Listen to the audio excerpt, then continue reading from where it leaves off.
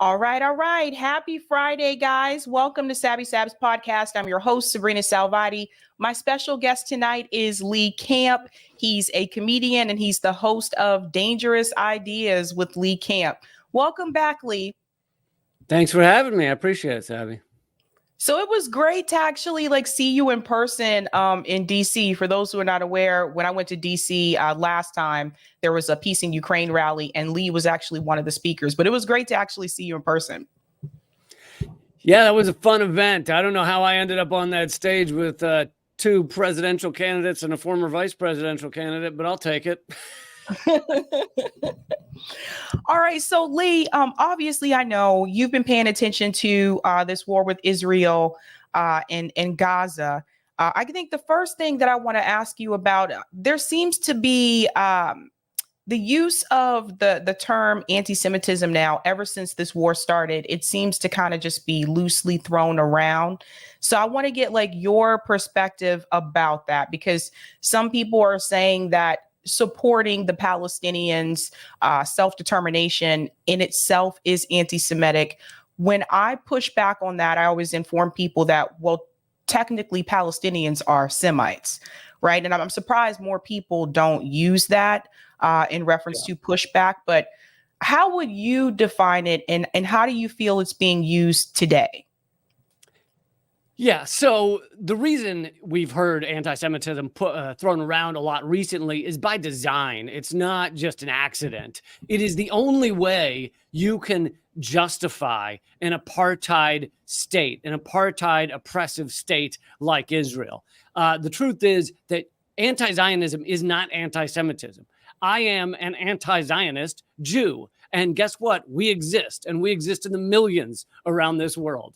And in fact, Zionism does not equal Judaism, and there are more Zionists, this is just a cold fact, more Zionist Christians in America than there are Jews in the world. Some of the biggest supporters of Zionism, the state of Israel, are Christians, many of them evangelical Christians, who believe that all Jews need to be in Israel for the end times to come about. And so that's why they support Israel. But of course, when the end times come about, they believe all Jews will burn in hell. So the biggest supporters of Zionism around the world are Christians who want to see Jews burn in hell. Now, they don't mention that part. They just donate tons of money to Israel and support it in various propagandistic ways. But that is really what it comes down to. And so anti-Zionism does not equal anti-Semitism. But Israel, the propaganda that they put out, the propaganda that the U.S. puts out, they want you to believe that because they don't want you to actually look into this issue, actually analyze it with a moral core that will tell you that this is genocide. And this is actually the dictionary definition of genocide. I looked it up the other day, and they're going. So this is published on the Holocaust Memorial Day Trust website of what is genocide. So this is the Holocaust Memorial site. And they're going off the UN's definition and talking about the genocide conventions from the UN. And just tell me if any of these sound familiar. The definition is any of the following acts committed with intent to destroy in whole or in part a national, ethnical, racial, or religious group. 1, killing members of the group. 2, causing serious bodily or mental harm to members of the group. 3, deliberately inflicting on the group conditions of life calculated to bring about its physical destruction in whole or in part. 4, imposing measures intended to prevent births within the group. And 5, forcibly transferring children of the group to another group. Israel fits every one of those bullet points. The only one that's even arguable is transferring children, but they've kidnapped 10,000 Palestinians and put them in prisons largely without a trial or charges, many of them, and most of them, or a lot of them, are children. So I'd say that counts as transfer. But even if you didn't have that one, you're still fitting most of all of the requirements. Any one of those requirements is genocide. So Israel is just down the book from the Holocaust Memorial website committing genocide in Gaza right now. And that is not an anti-Semitic view to believe that. Well said, Lee. I was actually at a talk recently where Miko Palid was the guest speaker. This was at MIT. And Miko said that people have to understand that organizations like AIPAC, for example, that these organizations are very powerful. He said they're strategic. He also said like they have like an entire PR campaign. I mean, look at the way that they came after Rashida Tlaib, right? When she was just asking for some type of, sympathy and for them to call for like a ceasefire for the Palestinian people and for them to at least even consider the Palestinian people as human beings in the first place, right? Look at how they heavily came after her to smear her. They did the same thing with Jamal Bowman. They're doing the same thing with Thomas Massey. And it's like all of a sudden, all of these different accounts on Twitter, which I had never seen before, they all just swarm in to attack anyone who's willing to push for the Palestinian people. So that's another thing. I've noticed a lot of these politicians, they're actually bought and owned by groups like AIPAC, like Richie Torres, for example. Yeah, and you can go to Open Secrets and see how much these politicians are funded by. There's actually a list of 6 or 7 different Israel PACs and groups, pro-Israel PACs. Now, these should be considered foreign agent groups because they are agents of a foreign government, but they're not. They're not registered under foreign agency. No one talks about them that way because Israel and the United States are really one entity. It's all part of the U.S. empire.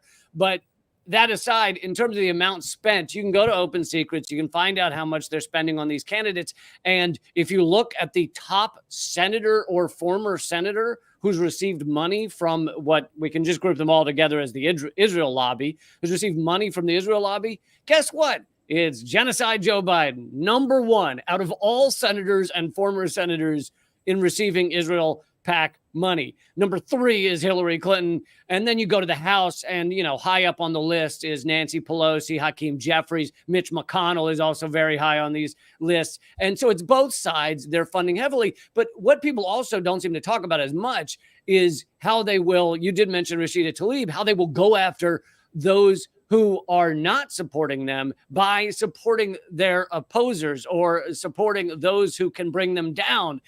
They offered, I forget, I lost his name, but he's running for Congress in Michigan, and he put up a Twitter video saying that he was offered $20 million to run against Rashida Tlaib. He's a businessman, and that's the now you can't donate $20 million to a campaign, so it's really closer to a bribe. But the amount of money they'll dump to try and get people out of Congress who do not, quote unquote, support Israel, which at this moment is supporting genocide, is unbelievable. And instead, people mostly focus on who receives donations from them. But I think equally important is how much they spend to keep people out of Congress. Yeah, it's really interesting. And especially for those of you who are not on Twitter, there was actually a gentleman that I've seen on independent media for quite some time to give the Palestinian perspective coming out of Gaza. And that was Professor Rifat. He was actually killed the other day. And Barry Weiss, I feel, is another one of those people that is just heavily a part of that propaganda machine. So I want to share this here. Z Squirrel tweeted this. Recently, Barry Weiss put a kill target on Rifat Alarir, a Palestinian writer and reporter in Gaza, for daring to joke about the baby in oven hoax. The Israeli regime, whose members follow her every word, have now killed him. Barry Weiss killed Rifat Alarir. And it shows this tweet here where Barry Weiss said, here is Rifat joking about whether or not an Israeli baby burned alive in an oven was cooked with or without baking powder. And this was the tweet from Rifat. He said, with or without baking powder, ? And he was responding to this tweet from Divad, which said a baby found in an oven, baked to death by Hamas terrorists, et cetera, et cetera. Well, Barry Weiss actually had a speaking engagement earlier today in Texas, and it says that students at the University of Texas protested against Barry Weiss during her lecture at the university because of this. And this is a very short clip here that I want to play.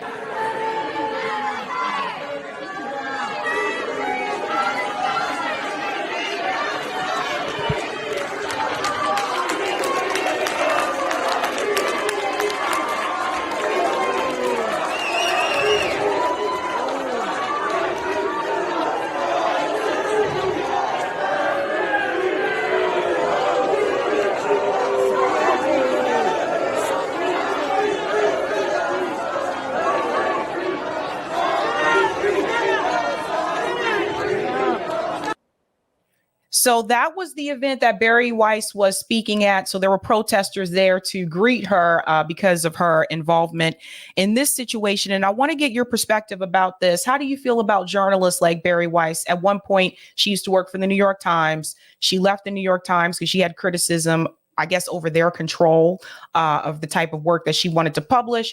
She then became a part of the Twitter files at one point briefly, but didn't stay through the entire process. How do you feel about that? And how do you feel about the protest? Yeah, so let's break this down before I get to the Barry Weiss part of it. So Dr. Rafat Al-Arir, I don't know him well, but many of the people that you and I interact with have had interviews with him over the years. Max Blumenthal and many others of those at Electronic Intifada, and he was a good friend of them, Dan Cohen, and he was a good friend of them. He would bring people to Gaza, show them Gaza, help make sure they're taken care of while they're there and find housing and things like that, and speak about Gaza, and really devoted his life to getting the word out about the open air prison that is Gaza, even before October 7th. And what Israel's doing here, before we get to the Barry Weiss aspect of it, what Israel's doing here is they're fighting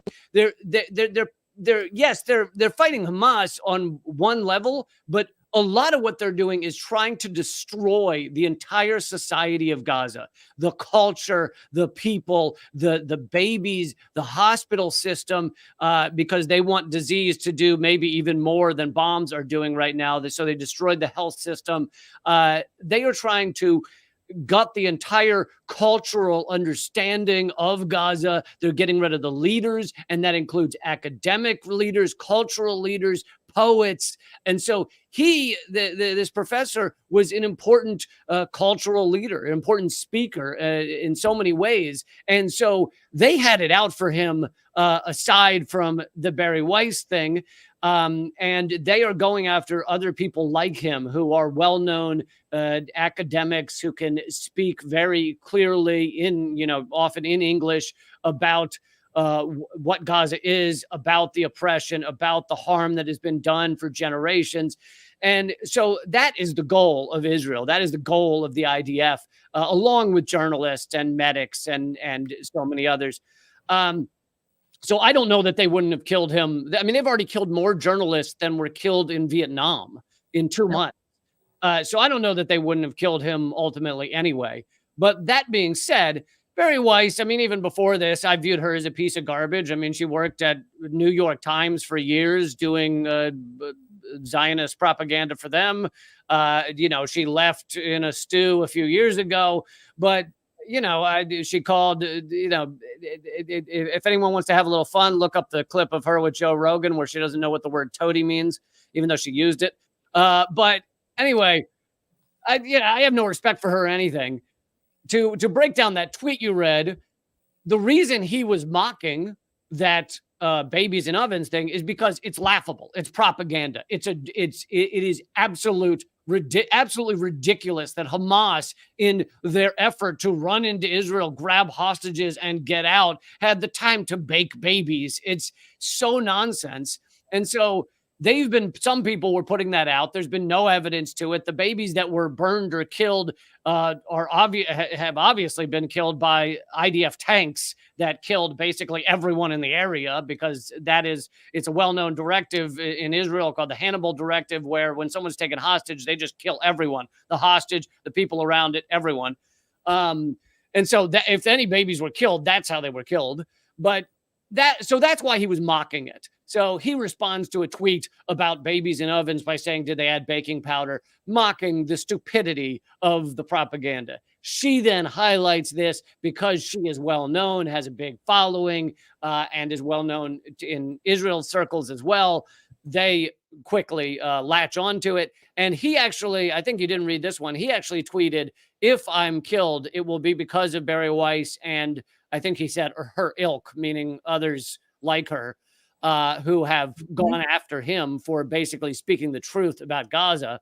And sure enough, after she did that, after she highlighted him, he was assassinated. I haven't verified this, but I heard that he was sheltering with a large group of people, like in a school or something. And he was told, I think via phone call or something, that the IDF was going to kill him or was gunning him for him, and he chose to leave so that they wouldn't bomb an entire group of 100 people or whatever number it was.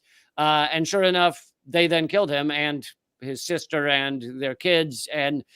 But to me, the Barry Weiss thing is a side story of this is Israel trying to eliminate the culture and the people and the history and the leaders of Gaza that have nothing to do with Hamas or the military wing of Hamas. And that is genocide. It's ethnic cleansing. Absolutely. There's another thing, too, in reference to the protests. I'm not sure if you follow this person, but Bill Ackman, he's a billionaire. He's one of the donors of RFK Jr.'s campaign. He was the one that strategically, he wrote the letter to Harvard University and said he did not agree with the letter that the students actually released saying that this was Israel's fault after October 7th. He heavily contacted Harvard, also continue to get a lot of traction on Twitter. This is another person that's also close with Elon Musk. This is that billionaire bros club. But he is now basically celebrating because one of the presidents, I believe it's the president at the University of Pennsylvania, it looks like she is going to step down. So he continued to hammer this on, particularly in social media circles, et cetera, using the power and the platform that he has to make sure that these university presidents at Harvard University, also at Columbia and UPenn, that they are held accountable for the protests that the students have held on campus. He is also saying that they are pro-Hamas protesters, and he's saying that their rhetoric is also anti-Semitic. And I want to get your take on that and this idea that a billionaire can just come in and start making these kinds of demands. Well, that's the beauty of our oligarchy, isn't it? I mean, billionaires control the system in some, and when they call up and say, when they call up and say that they want things done, a lot of times it happens. I haven't been paying much attention to that back and forth, although it sounds like the same, you can't criticize Israel without being anti-Semitic garbage. And that's why I think those of us who are anti-Zionist Jews like myself, need to speak up so much. And Jewish Voice for Peace has been doing amazing work, amazing protests. There are groups, there are rabbinical statements aligned with Jewish Voice for Peace talking about how this is utterly repulsive, what Israel's doing right now. And no, it's not anti-Semitic to say that this is horrific. It's a genocide. They've killed more innocent civilians than in these 2 months than have been killed so far in the entire proxy war in Ukraine. Just insanely horrific. One thing you mentioned is that this is one of the biggest donors to RFK Jr. Now, he's an interesting case. RFK Jr. says a lot of things I agree with.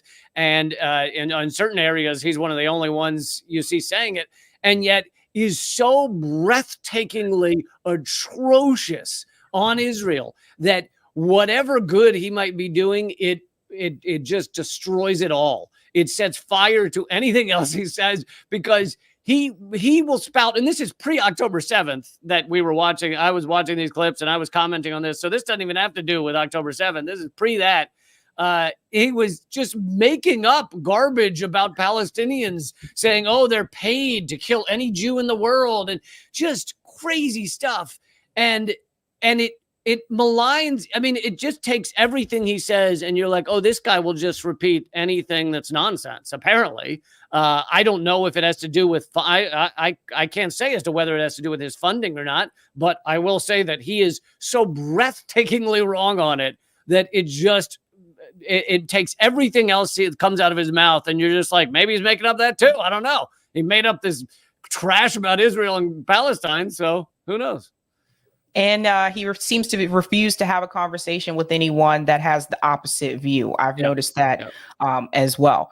Well, earlier today, this is the breaking news in reference to Israel and Gaza today. For those who have not seen, this is from the UN News. It says, breaking: United States vetoes Security Council draft resolution that would have demanded an immediate humanitarian ceasefire in Gaza, an immediate and unconditional release of all the hostages.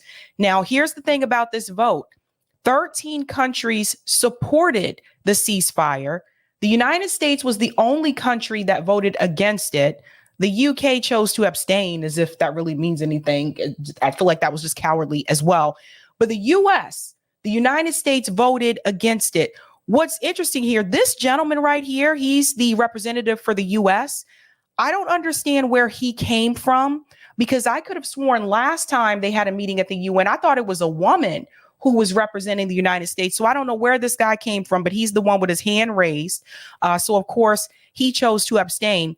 But I want to get your take on this, because this pretty much debunks the statement that has come from the US government, particularly the Biden administration, that the United States said it's very important that we get the rest of the hostages out. If this resolution would have passed, that would have been able to happen. But it was the US that chose to prevent that from happening. So for people who don't understand, this isn't one of those situations where it's a majority approval. Even though the majority of the countries approved it, that's not how it works. So because the US voted against it, that actually stopped this from moving forward. But I want to get your take on this issue about the hostages, how much Biden said it's really important that we get the rest of the hostages out. The United States just blocked that chance of that happening. Yeah, they absolutely did. They don't want the hostages. I mean, Israel does not want the hostages. They want to eliminate Gaza and eliminate Palestinians. And we saw that from the months, 2 months or whatever of bombing until they actually stopped long enough to allow hostages out. We saw it also on October 7th, when it's possible that half or more of the deaths on October 7th is from the IDF just bombing and obliterating even any building that had hostages in it. But in terms of the U.S. vote, they voted against it. And yet it is the polar opposite of, like you're saying, Biden saying he wants the hostages out, Biden saying that they've been pressing Israel to take care of for civilians. And they may say certain things. They may even say certain things to Israel. But at the same time, they're shipping them bombs. Even the Wall Street Journal said they shipped them the U.S. has shipped 15,000 bombs to Israel just since October 7th. So they're shipping them bombs and saying, we don't want you to use these. It's right. Ridiculous. It's utterly ridiculous. And I know all your viewers are going to find this shocking. Let me see if I can phrase this correctly. They're lying to you. They're lying to everyone. I know that's going to shock everybody. I really do. But, just today, the spokesperson for the National Security Council, John Kirby, said up there's a clip of him circulating where he said, name one other country that's working so hard to protect civilians in Gaza. What are you talking about? Literally, the U.S. is the one country voting to continue the bombing.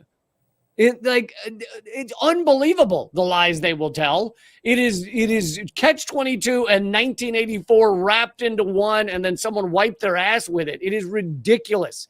They're not protecting any civilians. Literally, we're sending bombs to Israel, and some of the bombs that don't end up exploding, you can actually see the label. There are photos of the label saying things like Woodward, which is a Texas-based military contractor. These bombs raining down on Gaza are American. There is blood all over the hands of these people. That's right. And before that vote happened, Netanyahu actually sent out a message before that. This is from Dr. Anastasia. Netanyahu declares that the ICC, an anti-Semitic organization for investigating Zionist regime war crimes. You guys got to hear what Netanyahu said here. This is crazy. When the ICC investigates Israel for fake war crimes, this is pure anti-Semitism. The court established to prevent atrocities like the Nazi Holocaust against the Jewish people is now targeting the one state of the Jewish people. First, it outrageously claims that when Jews live in our homeland, this is a war crime.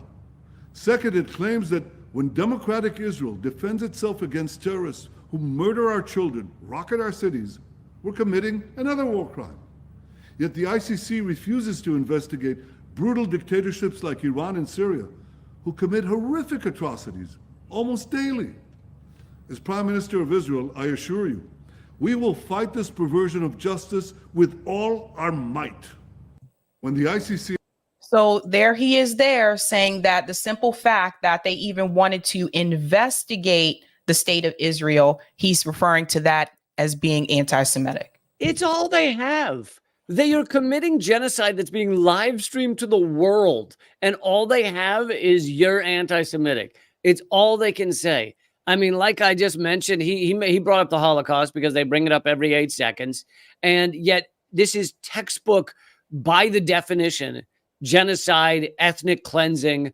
And, you know, this is a guy who days before October 7th stood in front of the UN and held up a map.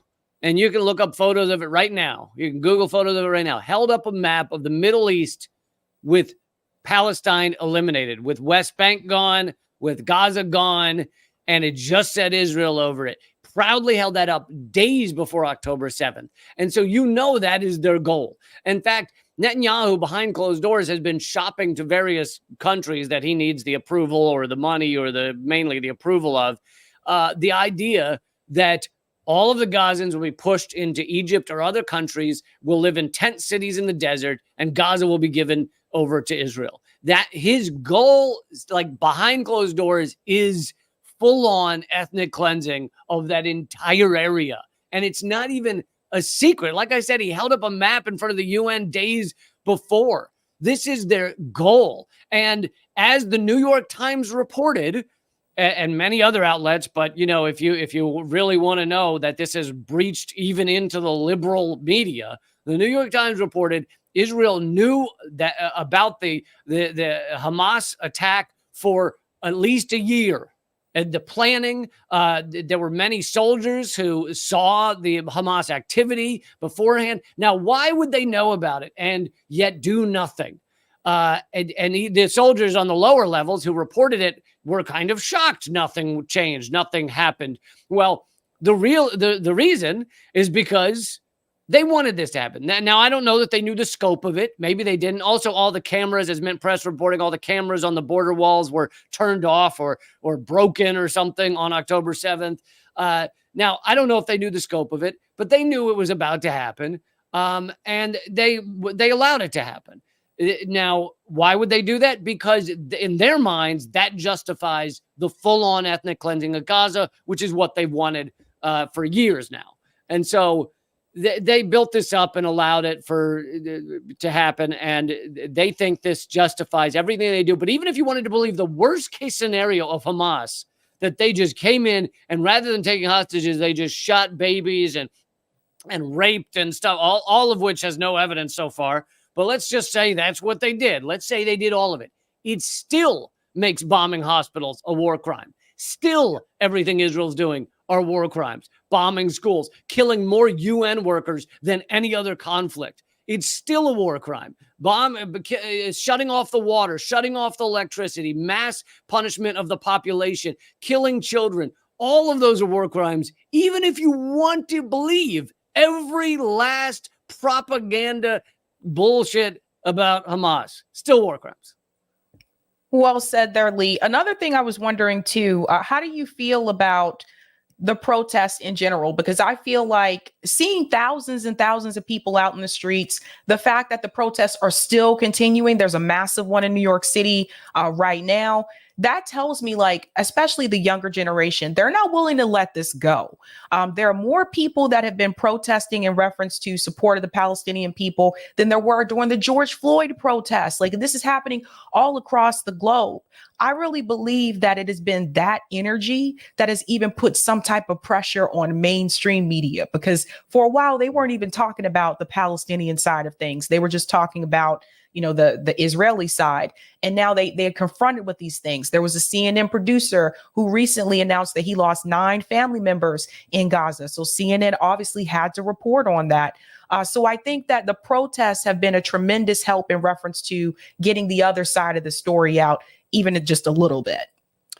Yeah, I think you're right. The mainstream media, even though they still put out loads of propaganda, they have been forced to cover the reality of Gaza to some degree, even to the point that, there's that viral clip of Wolf Blitzer, Mr. AIPAC. He came from AIPAC before he went to CNN, asking an IDF spokesperson, wait, so you knew there were innocent civilians in that refugee camp and you decided to bomb it anyway? Kind of incredulously, like, is that how this works? And it's kind of amazing coming from Mr. AIPAC, who has done nothing but manufacture consent for Israel's apartheid state for generations. He's been alive forever. But you're absolutely right that it is the people in the street. It is the protests. It is those protests on at schools, at people's places of work.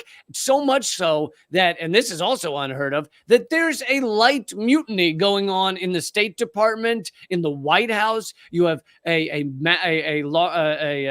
mass, dozens of people, interns at the White House staff, signing a letter demanding Biden fight for a ceasefire. You have various people quitting at the State Department. And these are people, the thing is, you and I may go, well, of course you quit. But these are people who devoted their lives to U.S. empire war games. And even they are like, this is getting crazy. Like, it's waking a lot of people up, which I guess is the positive of this freaking horror show. But it is great to see so many people protesting, standing up. The 200, 300,000 that were in D.C. a couple of weeks ago. I was down there for that. It was pretty crazy, the number of people there. And then, the pro-apartheid genocide rally that happened a week later or 2 weeks later or whatever it was, they had fewer people, and they were paying a lot of their people. There were ads for college kids, go to this protest, we'll give you $250, which I don't know about you, but when I was in college, I would have, run over my mother with a car for $250. So. Yeah, I know. It's like college students, we didn't have much money. So yeah, I was like, oh, great, that would be awesome.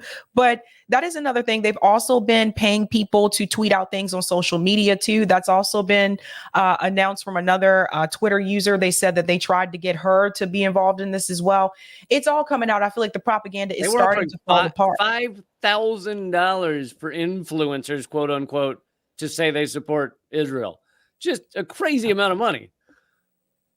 Well said. Now, what do you think about in reference to where this leaves Joe Biden? Because they have reported this as well on mainstream media, that Joe Biden's approval rating is continuing to decrease.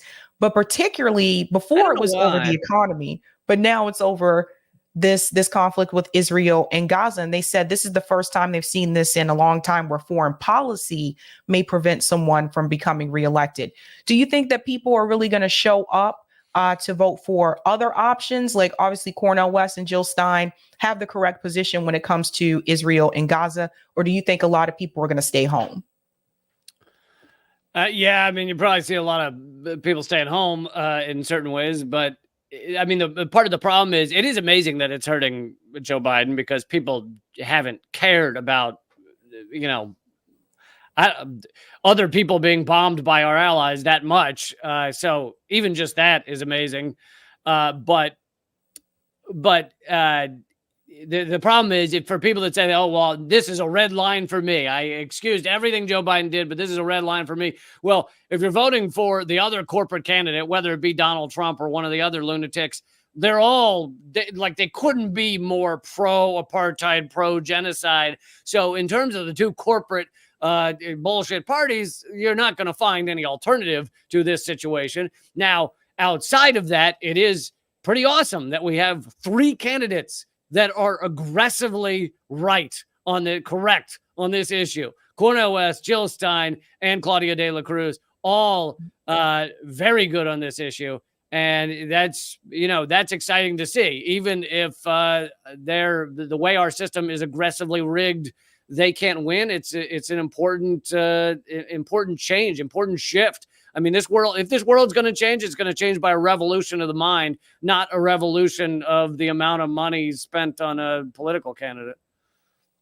Well said. How do you feel about this issue that Israel is also bombing Lebanon and Syria? This is a piece I feel that isn't mentioned often, especially in mainstream media. They're not talking about that at all. They're just talking about Israel and Gaza. But people need to hear about that as well. Like Hamas is not in Lebanon, Hamas is not in Syria, but they're bombing those countries as well. Yeah, and there are people who understand this issue far better than me, and from what I've heard from them, that yes, Israel is attacking them a little bit, but the fact that Israel is withholding so much, meaning there's no full-on attack on Hezbollah. There's these light little pinpricks things basically saying, leave us alone. People are, I think, correctly pointing out that Israel doesn't have the might, unless they're going to use nuclear weapons and just nuke the whole region. They don't really have the might, actually, to full-on go up against Hezbollah. Hezbollah is a powerful military, and there is a big shift going on. And if the Arab nations choose to actually get involved and defend the Palestinians from this genocide, it's going to be a crazy shift in the world we know. It also speaks to the weakening of the U.S. empire. But of course, I don't want to see an all-out war in the region. I don't want to see endless numbers of civilians being bombed on any side. Most Israelis may be wrong on this issue, but I don't hold a people responsible for what their idiot governments do. Just like I didn't want someone to say, I am Donald Trump. So, these, to get a little deeper in it, these garbage decisions being made by far right-wing lunatic, sociopath, nation state rulers, they don't represent really like 90% of all of us in these countries. And wouldn't it be great if one day we could realize that and unite outside of this awful propaganda? Well, Vladimir Putin actually just had a meeting in the Middle East, and he's meeting with different Arab leaders. He met with the Prince of Saudi Arabia. He's also met with the leader of Iran as well. And some are saying, I'm going to talk about this a little bit later, but some are saying that one of the things that's being discussed is how to deal with what's happening to the Palestinian people. And then that brings about another question. Do you think the way that the U.S. government has chosen to respond to this will put a target on the United States in reference to this particular conflict? You mean a literal target? Like, will the U.S. be bombed over it? Yeah, I'm just curious because I know the U.S. has been trying to find a reason to go to war with Iran for like forever, and they keep inching closer towards it. But I'm wondering, with a lot of the other countries coming together, particularly those that are part of BRICS, and with Putin going to the Middle East, I wonder if this is going to put a target on the U.S. because we're the ones supplying the weapons. Well, we've had a target on our, and actually, speaking of a target, we've had a target on ourselves for a long time on the U.S. for creating war, creating the proxy war in Ukraine, etc., the destruction of Iraq, the destruction of Libya, the destruction of Syria, the assisted destruction of Yemen, but just to name a few. But in terms of Iran, I've heard from people that, Iranians as well, that understand the situation far better than I do, that Iran is not Iraq. Iraq had a weak military and was just far weaker than what Iran is. Iran is a large and powerful civilization and a strong military, even if they're not in the nuclear arms race. And while the U.S. is trying to find a reason for quote unquote war with Iran, they are finding reasons to harm Iran, such as the aggressive sanctions on Iran, which is economic war.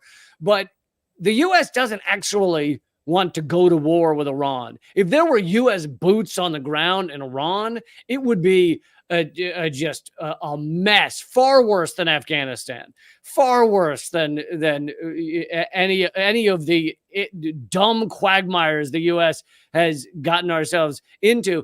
And so the U.S. doesn't actually want war with Iran. They want to try, as with Russia, they want to try and crush these countries without actually going to war with them, without a full-on war with them. because, a full-on war with Russia could result in the death of all humans around the planet. A full-on war with Iran could result in the death of, countless people, countless Americans, countless, probably all Israelis. Like, it's just so catastrophic that I think, as lunatic as the U.S. ruling establishment is, they do understand that. And so Iran is far more complicated than what we did in Iraq, which is disgusting and repulsive and killed millions of people. But anyway, in terms of Iran, that's kind of like an important point to make.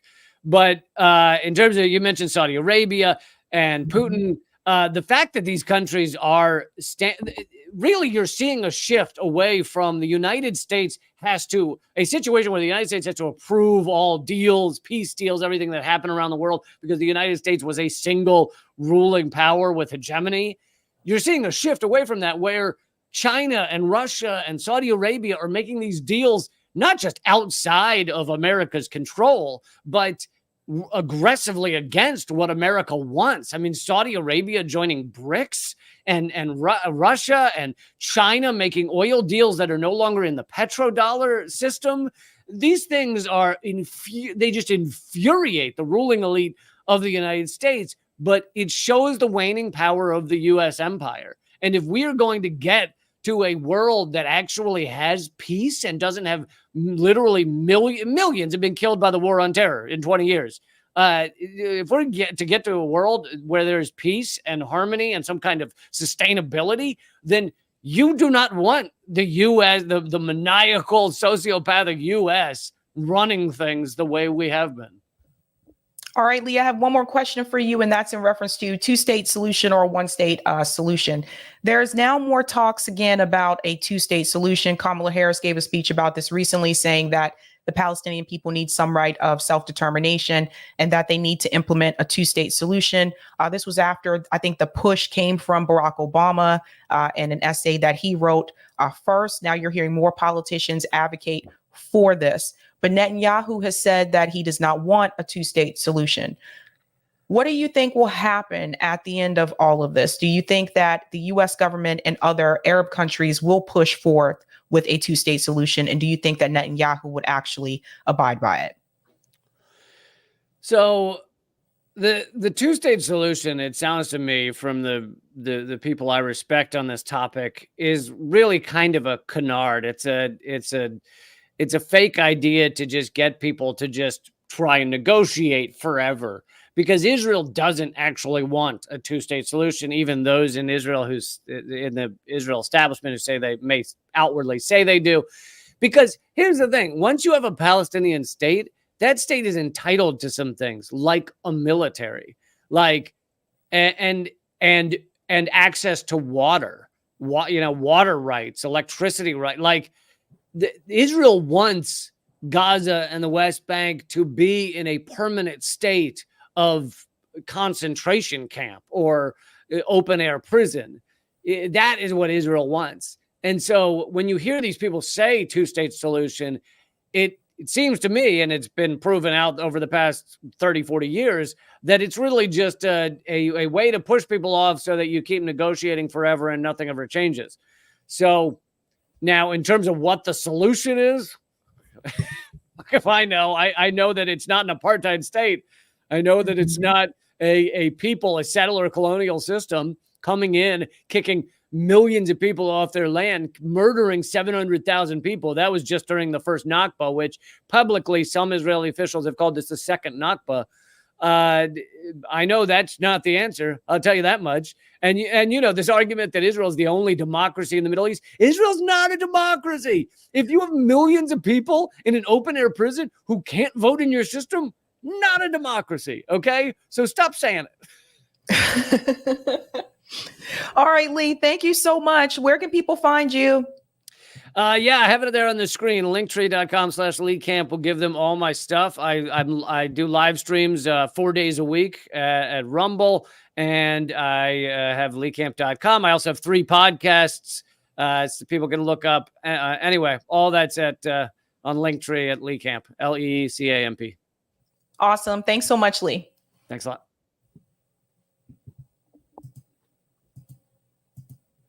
All right, guys. Lots of information there from Lee Camp, right? You guys should definitely check out. I'm pretty sure a lot of you watch Lee's show. If you don't, you should definitely check it out. Lee's also a comedian, so you can catch him on stage as well. I'm going to go ahead to some of the comments here, and then I'm going to shout out patrons. I'll show the thumbnail, and then we'll get to the rest of the stories for tonight.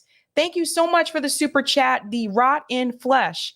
Love the channel, guys. You do great work, and I share the shorts, so keep those coming. Thank you so much. Thank you for the super chat, Dana. Wow, Dana, thank you so much. Congratulations and thank you. Thank you.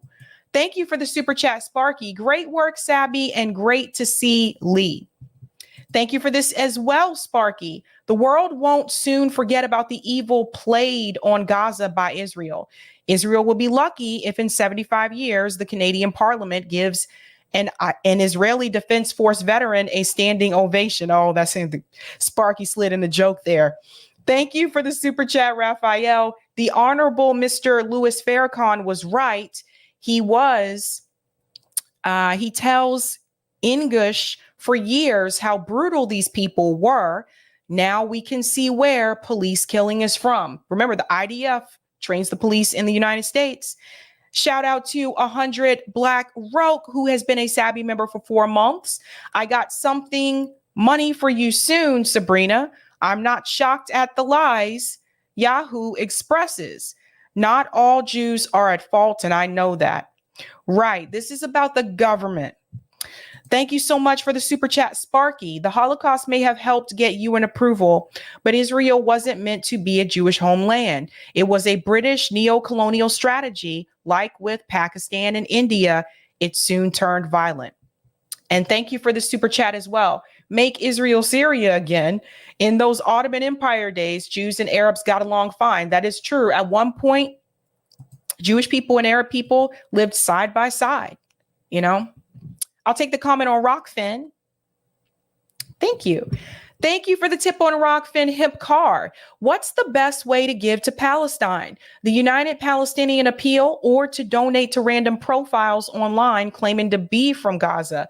I wish there was a mosque or an imam or doctor that could verify accounts. I think many on Facebook are real and can see if they're followed by prominent activists. I hope we can use this for global justice, workers' rights, everything. I hate to wait for atrocities. I recommend visiting the Answer Coalition website. Also, check out the PSL website and Black Alliance for Peace. Check out their websites because they're more likely to have organizations listed on those websites that you can donate directly to. But I hear you. Sometimes those accounts online aren't necessarily what they say they are, right? All right. Want to give a shout out to everyone who is a Sabby patron. Thank you guys so much for your support. You're out here doing the damn thing. If you're interested in being a Sabby patron, I have 5 categories: Ultimate, Sabinators, there's Sabsters, there's also Sabbies, and of course, members. All of their names are listed here. You can also see their names scrolling across the bottom of the screen there on the ticker. Thank you guys so much for your support. Thank you. All right, guys, we have more stories to discuss tonight, and we have a special tribute at the end of the show for Professor Rifat. So I want to show that as well.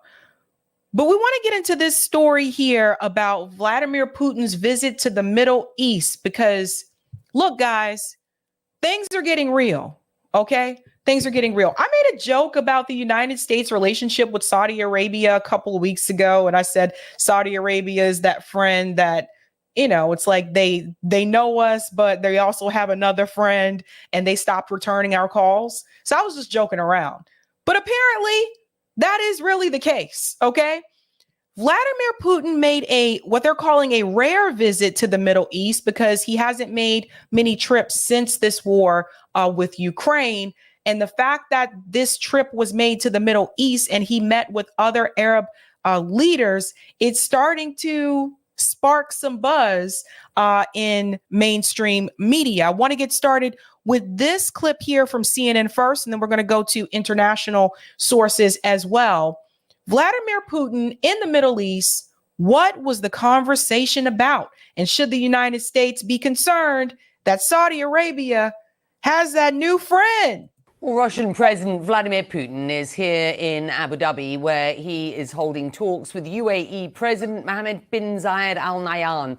It's been fairly rare for Mr. Putin to travel outside of Russia since his invasion of Ukraine almost 2 years ago. But he received a warm welcome here a short time ago with the UAE military jet flyover past his limousine route and a full military salute. For more on this, let's bring in CNN's Frederick Pleitgen in Berlin. Look, it is not unusual this week or this past week to see foreign dignitaries and leaders of countries coming into the UAE. Of course, it is hosting the COP28 meeting in Dubai at present. So what more, though, do we know about Mr. Putin's visit to the UAE and the wider region? And what is he trying to achieve? Well, I think it's several things, Becky, and I think that this visit, as we've just seen there on that video that you were just playing, is extremely important to the UAE and, of course, later to Saudi Arabia, but very important to Vladimir Putin as well. And I think some of the images that we've seen, especially with that flyover, with that salute, but also with the escort that Vladimir Putin got, I think it is showing how important this visit is also to the UAE and the message that the UAE and Saudi Arabia are trying to send to the United States and also to the rest of the world. Let's pause here. So this is Mohammed. He is the leader of the UAE. And notice what the commentator said here, how this is a message that they're trying to send to the rest of the world. And what is that message, folks? That message is that Russia is not alone. Russia is not isolated. Russia has friends. And this is not something the U.S. government wants. They don't want Russia to have friends. They want Russia to be isolated. They don't want other countries collaborating with Russia. But you see, this is not necessarily the case. Now, listen, it was one thing before because I said that Putin has a friend next door called China. He can knock on their door. He's also a part of BRICS. But now he's also meeting with leaders in the Middle East. So we got to pay attention to what's happening, folks. Saying that, look, they are America's allies. They're very important allies for the United States in the Middle East, but they also want to continue working and having pragmatic relations with the Russian Federation and with Vladimir Putin. I did see some of the opening remarks in that meeting with the UAE president, where the UAE president himself said that the UAE is Russia's most important trading partner in the Middle East. Vladimir Putin, as you've noted, himself then saying that the relations between the UAE and Russia are at an all-time high. Now, of course, all this comes as the United States and its European allies have been trying to isolate Russia on an international stage. And that's certainly something where the message that I think we're seeing from Vladimir Putin today, which is one that the Russians have been sending for quite some time now, is that Russia will not be isolated internationally. Russia is too big to be isolated internationally. And Russia is certainly too important in player, especially in the hydrocarbon sector, to be isolated in the Middle East. So definitely. So notice also he said that Russia has trade agreements also with the UAE. A very important meeting. And I think some of the things that they are going to be talking about, because of course there is also a very important official agenda as well, they are also quite telling. One of the things, of course, the Israel-Hamas war, where Vladimir Putin has sort of been trying to style himself as, on the one hand, being on the side of the Palestinians, of course. Pause. Check this out, folks. This isn't just about the war in Ukraine. This is also about what's happening to the Palestinian people in Gaza. Now, this can be a sticky situation, right? Because there are some, if you go back and look through the history, there were some Jewish people that were Russian, right? That ended up settling in what was Palestine, with what later became as Israel when they came in and they colonized that area. So one would assume that Vladimir Putin being Russian, he would side with the state of Israel. But that has not been the rhetoric that I've seen coming from Russia. The rhetoric that's been coming from seems to be having more sympathy for the Palestinians in Gaza. So Vladimir Putin meeting with these leaders in the Middle East, that tells me that there is something at play here where they may be trying to figure out what can we do about the situation in Gaza. Think about this, guys. He's not a part of the Middle East. Let's go on. Repeatedly calling for a Palestinian state, but still also wanting to be a mediator. Of course, he is a very important player in Israel also, with such a large chunk of the Israeli population having Russian roots. So certainly Vladimir Putin trying to style himself that way, trying to inject himself into politics in the Middle East, and at the same time, of course, remaining an extremely important economic player as well, Becky. Fascinating. Thanks. Look at her expression. I'm sorry. I had to show this, guys. Look at her expression. Watch this one more time, because she was not happy by what he said there. Watch her. There as well, Becky. Fascinating. Thanks. I'm sorry. It was funny. She was like, fascinating. Thanks. Fred Plykin on the story for you. Well, while Vladimir Putin visits Abu Dhabi today, G7 leaders are meeting virtually this hour with the Ukrainian President Vladimir Zelensky. Reports say that this meeting is a show of support for Ukraine in its war with Russia. Well, the conflict has been raging for nearly 2 years. Right now, Russian forces are pressing on with a large-scale attack on the eastern Ukrainian town of Advika. CNN following a group of Ukrainians there called the White Angels. As Anna Corin explains, this team brings much-needed supplies to people still living in the war zone. At a warehouse stocked with humanitarian aid, 23-year-old police officer Dmytro Solovy picks up supplies. Food, water, hygiene products and a generator are on the list. He's part of the White Angels unit, and they're heading to his hometown of Avdiivka in the Donetsk region on the Eastern Front. So we'll stop it there because of, how YouTube can be with that type of coverage. But yes, so we still have this war in Ukraine that is happening as well. There's another clip I want to show you here of Vladimir Putin with Saudi Arabia, where it says Russia and Saudi Arabia urge all OPEC plus powers to join oil cuts. I told you this is like a really big deal. And this is from One. Let's go ahead and bring this in here. Russian President Vladimir Putin departed from Riyadh earlier in the day. And while his visit sparked considerable interest and speculation, questions about Russia's relationship with West Asia triggered concerns. And the big question, however, arises, is Putin's West Asia visit about mediating in Israel's war, or whether Russia, who's at war with Ukraine for over 20 months now, can find cash to fund ammunition and gear up for a long war.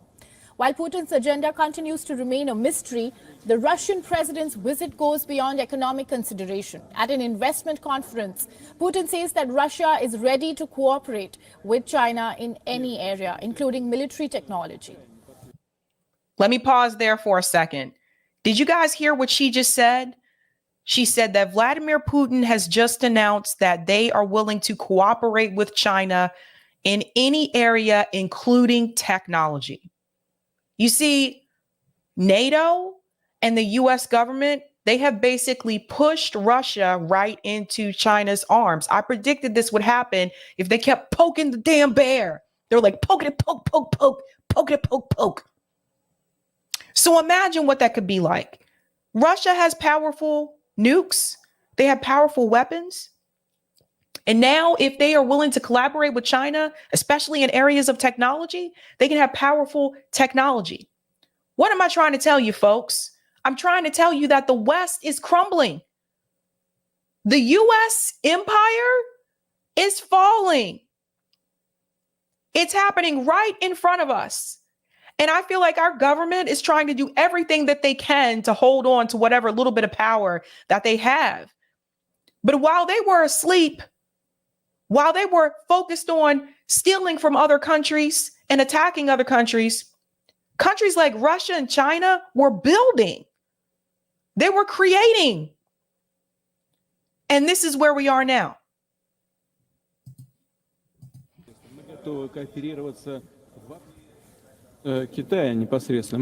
First, in regards to China, we are ready to cooperate with China in any spheres. We have no limitations, including military technologies.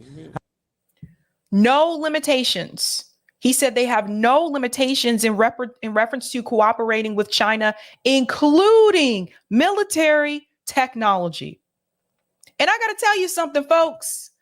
This is not to say that we do not have technology in this country. We do. But I just want to keep it real with you. When we're talking about tech, we have tech industries in the U.S., very prominent in Silicon Valley, also really big here in Boston, Massachusetts, believe it or not. But the type of tech that they develop in China, in my opinion, based on what I've seen, is more superior to the technology that we have in the United States. People need to get ready. People need to get prepared. You've been warned. As we think about the future world order, about ensuring our security, we are letting go of the traditional buy and sell relations. We are thinking about the future and thinking about technology. So we will be working with the People's Republic of China. We have very good, trustful relations with Xi Jinping on the governmental level, on the level of business community. I have no doubt that nobody will be able to stop us or delay our development. I have no doubt that no one will be able to stop us or delay our development. In November, Putin told a senior Chinese military official that Moscow and Beijing should expand their cooperation on military satellites and other prospective defense technologies. We can see all this, and together with our friends, in particular and above all, the People's Republic of China, we react to this in a calm and balanced way. We strengthen our defense capabilities, in particular through joint naval and air exercises. So as the world awaits the outcomes of Putin's West Asia visit, the flurry of meetings indicate that this trip is not a routine visit, especially when we take into consideration his rare foreign excursion in the backdrop of West's constant barrage of attacks against him and an international arrest warrant to his name. Yeah, there's that too. There's one more clip that I want to show as well, because I'm trying to show you guys, like, they are making moves. Again, here it says Putin visits Saudi and the UAE on West Asia tour. Putin all set to host Iran in Moscow. Listen to this, guys. Well, in other global news, Russian President Vladimir Putin arrived in Saudi Arabia on Wednesday after visiting the United Arab Emirates. Well, this is Putin's visit in the Gulf area. Moscow is seeking to reassert itself on the global stage and bolster its influence in West Asia. It is only the third trip Putin has taken outside the former Soviet Union since Russia invaded Ukraine, following visits to Iran and China. Well, Putin was seen greeting Crown Prince Mohammed bin Salman before the two briefly sat down for televised talks. He said, and I'm quoting him here, "It is very important for all of us to exchange information and assessments with you on what is happening in the region." Take a listen.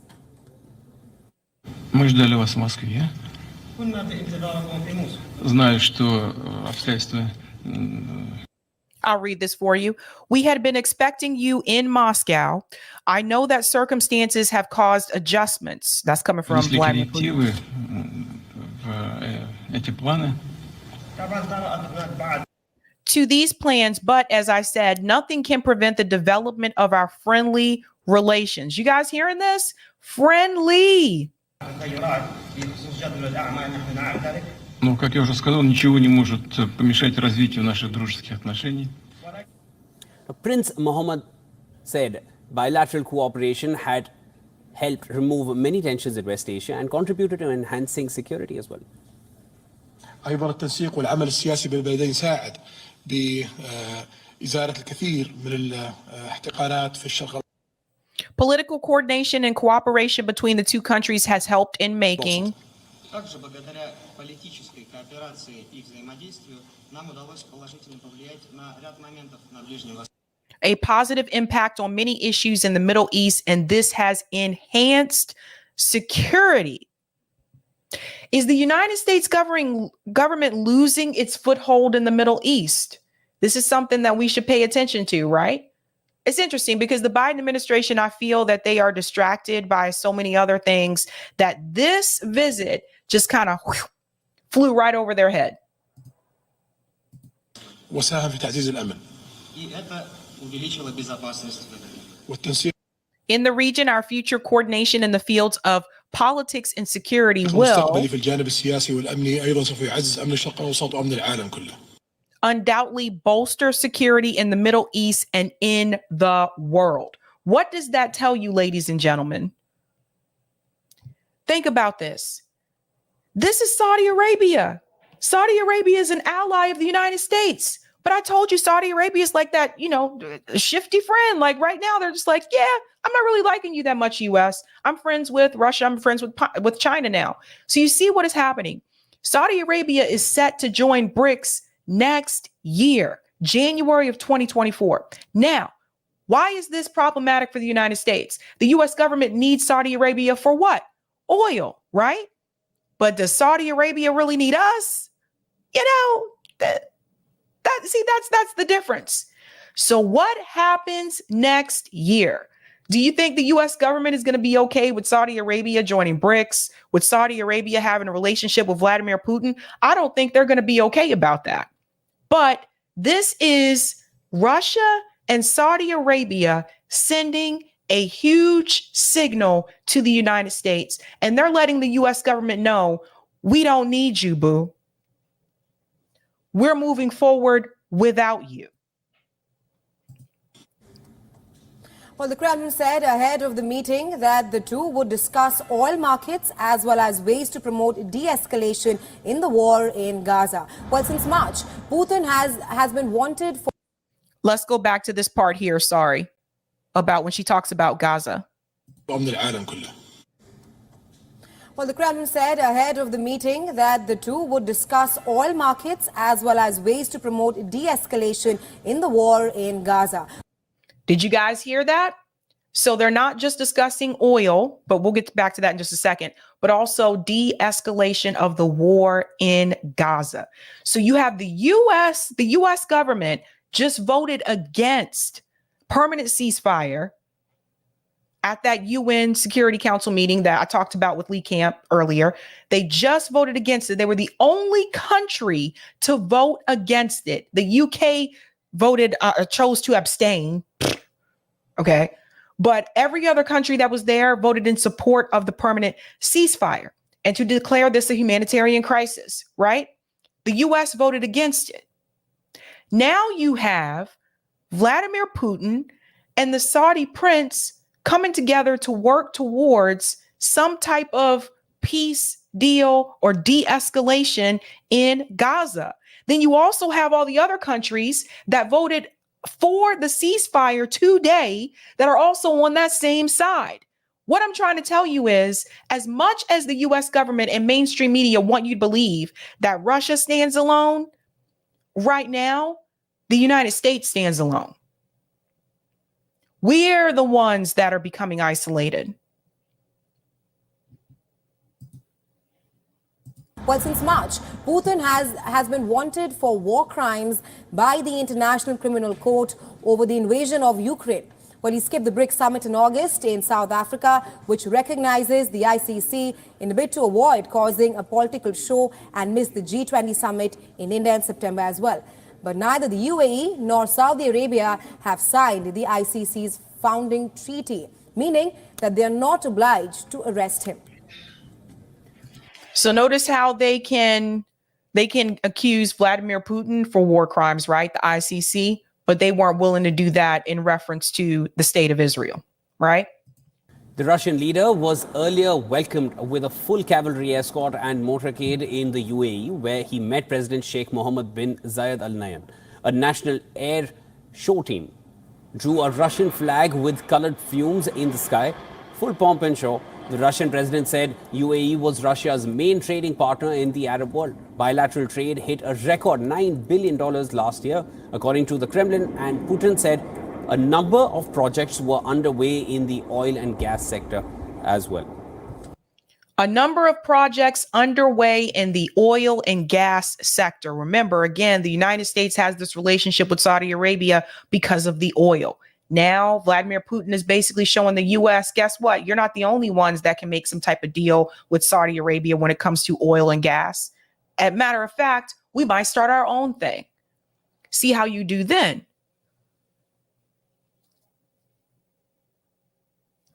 The U.S. domination and empire is coming to an end.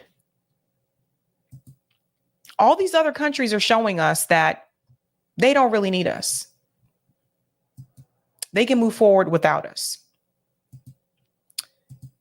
And I'm just realizing, did I even show the thumb? I didn't show the thumbnail, did I? I'm so sorry, guys. Let me show that thumbnail. I just realized I jumped right into that story and I didn't even show you the thumbnail for tonight. That's funny. Okay, let's try. Sorry. I was ready to get into it. So earlier, you guys know Lee Camp was already here. We're also going to discuss Ryan Grim and AOC reveal. We're going to get into that conversation about this book that Ryan Grim has. And we're also going to discuss Hunter Biden is busted. We're getting into that story next. Actually, we just talked about Russia meets Saudi Arabia. And then we're also going to discuss this huge protest in the UK that actually blocked weapons. This is huge. I'm proud of those guys. I'm proud of them. Let's get into this story about Hunter Biden. So if you have not heard, Hunter Biden has actually been indicted on 9 new charges in California in reference to taxes. Now, I told you before when they were trying to get Hunter Biden on this, I said that this is actually minuscule compared to what they really should be going after him for, and that's those business dealings in Ukraine. But that would also implicate Joe Biden, which is why I think it's going to be harder for them to get him on that. So sometimes what do they do when they're trying to catch you on something, but they can't get you on the big thing? They'll try to get you on something smaller just to get you. And that are these tax charges here in reference to Hunter Biden. Now, this gets a little complex. I want to start out talking about the charges first, and then I want to talk about this idea of trying to hold Hunter Biden in contempt. We'll get into that in just a second. But first, we're going to get started with this clip here from Fox News. Hunter Biden to be indicted in California. Let's go. Stay there, though, because I want to bring in Fox News contributor and George Washington University law professor, Jonathan Turley. Jonathan, we don't know the details, but this is a bombshell. Central District of California, federal grand jury had been convened in Los Angeles. It looks like from the early reporting that this could be related to criminal tax violations. A lot of money coming into Hunter through various accounts, various channels, could perhaps not have been accounted for, because a lot of questions would be asked if you did account for them in your taxes. What's your reaction to this?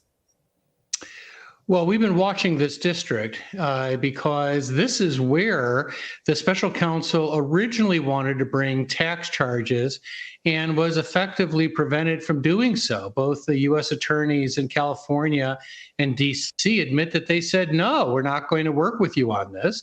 Ultimately, he was given special counsel status, and there was a great deal of pressure because of the House investigation of the enormous amounts of money that were brought in by Hunter Biden from these sources. And so we've been expecting this, obviously, as a possibility. There's a couple of things here that we are going to have to wait to see. The likelihood is that it is, in fact, criminal tax charges. The likelihood is that they're felony charges. But the Department of Justice allowed the statute of limitations to run on the most serious allegations facing Hunter Biden. These large sums of money that came in around 2017. When this matter was being handled by this team, including these whistleblowers who testified before Congress, they warned the Justice Department, as did others of us in print, that you're allowing the statute of limitations to run. I mean, this was an openly discussed issue, not just in the Department of Justice, but in editorials. And they did precisely that. They let the statutes expire. So the question is, what are they charging and what did they lose? The second issue that is going to become more of a problem next week is whether Hunter Biden uses the indictment to invoke the Fifth Amendment, to refuse to testify, to say, well, now I'm charged with tax charges, and I don't want to go into particularly a closed session where you ask me these questions. So let me pause there and explain a little bit to you here. So Hunter Biden has agreed to testify, but here's the dilemma. So he wants to testify in public. He wants this to be a public hearing. And from what I understand, the Republican Party actually wants this to be a closed session. Now, then there's that question of why would they want it to be a closed session, right? If it's a closed session, there's obviously, they could say there's things that he said that he didn't say, et cetera, and it's not available to the public. But the other thing is there could be some things that Hunter Biden may reveal about other people. You never know. I could imagine Hunter Biden saying, yes, I'm going to testify, but I'm going to take other people down with me. And who knows who those other people may be, but I'm sure it wouldn't be someone in the Democratic Party. So there's also that issue as well. But he has agreed to testify. Now, the Republican Party is saying that they're going to try to hold him in contempt. Now, from what I understand, if you hold someone in contempt, it's because they do not want to testify. But he has agreed to testify, just not in private. He wants to testify in public. So I wanted to go ahead and explain that to you so you understand what he's talking about. I offered to testify in public. You said no. Now I've been indicted just before I was to appear before Congress. And now I'll just invoke my right to remain silent. That's a possibility. Well, right now, we don't have the document, but someone decided to leak the fact that this indictment was coming down, Jonathan. I don't want to get into the rank speculation game here, but it's not clear that Hunter knew about the indictment before the public at large knew about the indictment. And walk us through that, because when you're indicted for something, you're usually given a heads up, correct? Right. You're told you're a target, and then you're told an indictment's forthcoming. It's not just like out of the blue. Right. They knew this torpedo was in the water. The question is, did they know the indictment was about to be handed down? As you know, Laura, these leaks coming out of the Biden and Trump investigations have been a torrent during some periods. It's coming. Much of this seems to be coming from the Department of Justice, which has been a. Well, I'm sure Hunter Biden knew that let's look at it this way, folks. I'm pretty sure he knew that if he were going to be indicted, that it would happen before the 2024 election.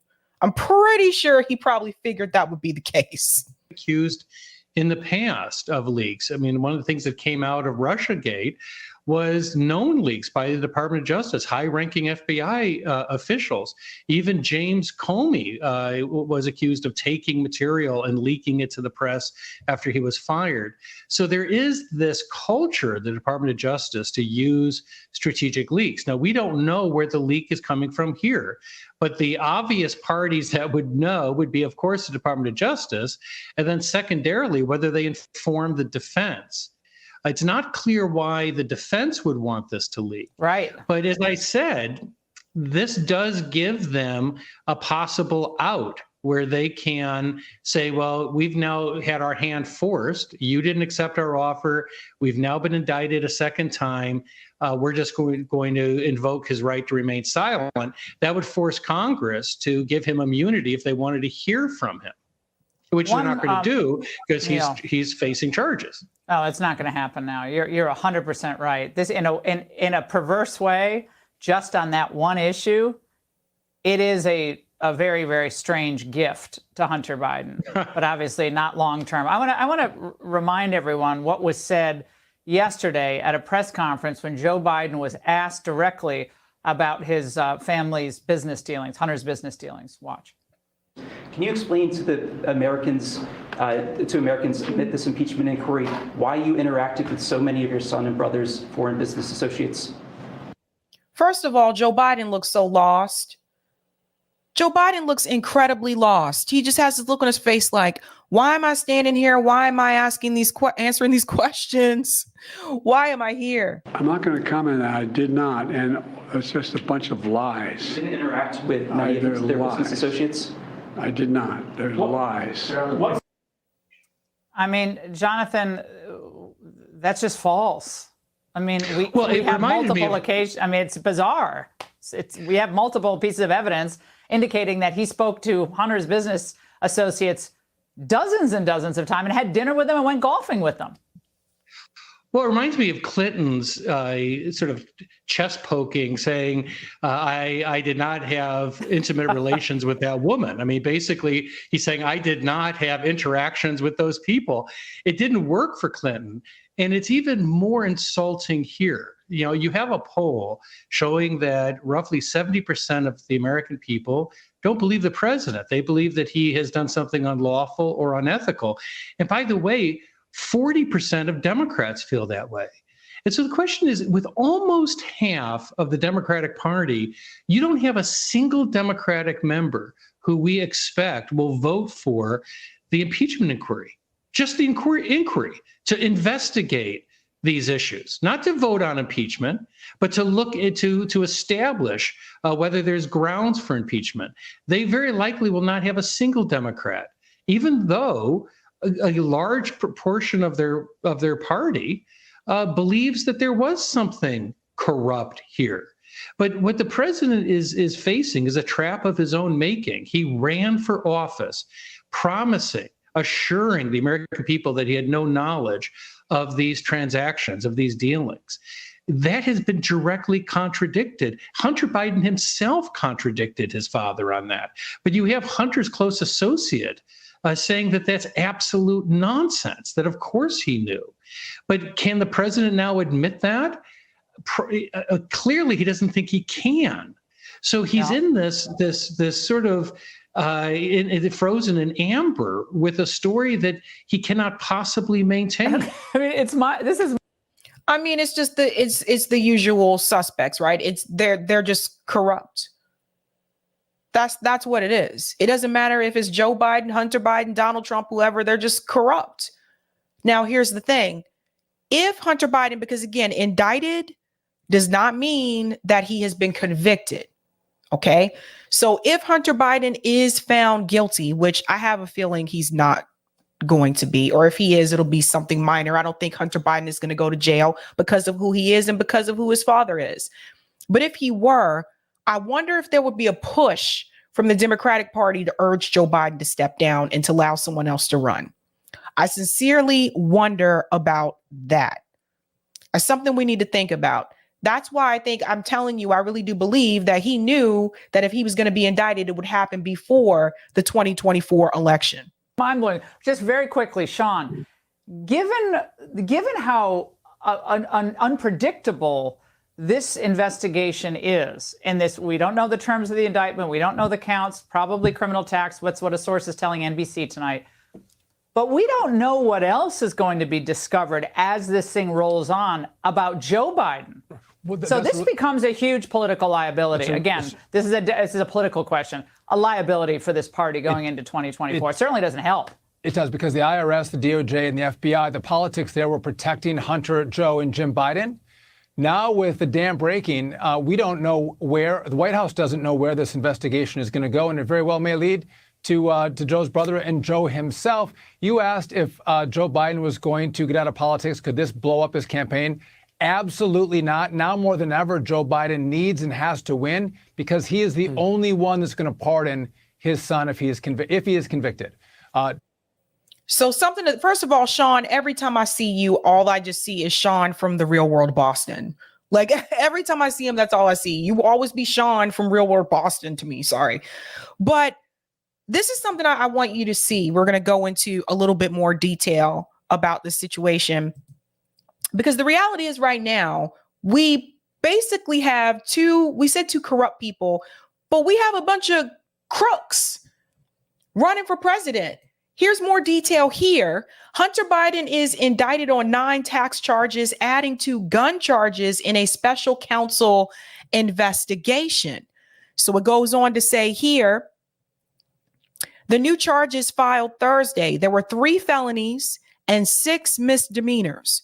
These are in addition to federal firearm charges in Delaware, alleging Hunter Biden broke laws against drug users having guns in 2018. So I want to be very clear. These are added on to those other previous charges. Now, let's be clear. If you knew anybody that wasn't wealthy or famous, doesn't come from a prominent, political family, if they had 3 felonies, let's not even mention the 6 misdemeanors, 3 felonies, oh, this will be over, right? Especially if you were poor. You're going to jail. But because of who he is, he'll find a way to get out of this. It goes on to say they come after the implosion of a plea deal over that summer that would have spared him jail time, putting the case on track to a possible trial as his father campaigns for re-election. Hunter Biden spent millions of dollars on an extravagant lifestyle rather than paying his tax bills. That's coming from special counsel David Weiss.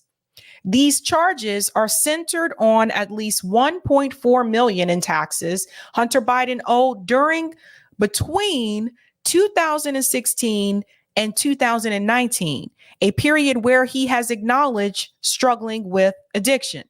So I'm going to say this again. If any average Joe Schmo owed $1.4 million in taxes, you're just going to jail. No one want to hear your sob story. Like if you tell them, oh, I was struggling with some type of addiction at that point, yeah, they wouldn't care. The criminal justice does not care about people that don't have money. They care about if you have money and you have name recognition, they care about you. Other than that, you're probably going to jail. It goes on to say the back taxes have since been paid. Let's go on. If convicted, Hunter Biden, 53, could receive a maximum of 17 years in prison. The special counsel probe remains open, Weiss said. Again, I don't think Hunter Biden is going to go to jail for 17 years. Again, think about who he is. In a fiery response, defense attorney Abby Lowell accused Weiss of bowing to Republican pressure in the case. Based on the facts and the law, if Hunter's last name was anything other than Biden, the charges in Delaware and now California would not have been brought. The White House declined to comment on Thursday's indictment, referring questions to the Justice Department or Hunter Biden's personal representatives. The charging documents filed in California, which is where he lives, detail spending on drugs, strippers, luxury hotels, and exotic cars. In short, everything but his taxes. The indictment comes as congressional Republicans pursue an impeachment inquiry into President Biden, claiming he was engaged in an influence peddling scheme with his son. The House is expected to vote next week on formally authorizing the inquiry. No evidence has emerged so far to prove that Joe Biden in his current or previous office abused his role or accepted bribes, though questions have arisen about the ethics surrounding the Biden's family international business. I just want to highlight here and push back on something where it says no evidence. Actually, when there was that press conference with certain Republicans from the House, they actually said that they had documentation to show that there were shell companies, meaning these were companies that were not real, they're not real businesses. But basically what Hunter Biden made it seem like there was money going to a company that did not exist. So they made up these companies, but that money, that foreign money was actually coming into the Biden family. So just to correct that there.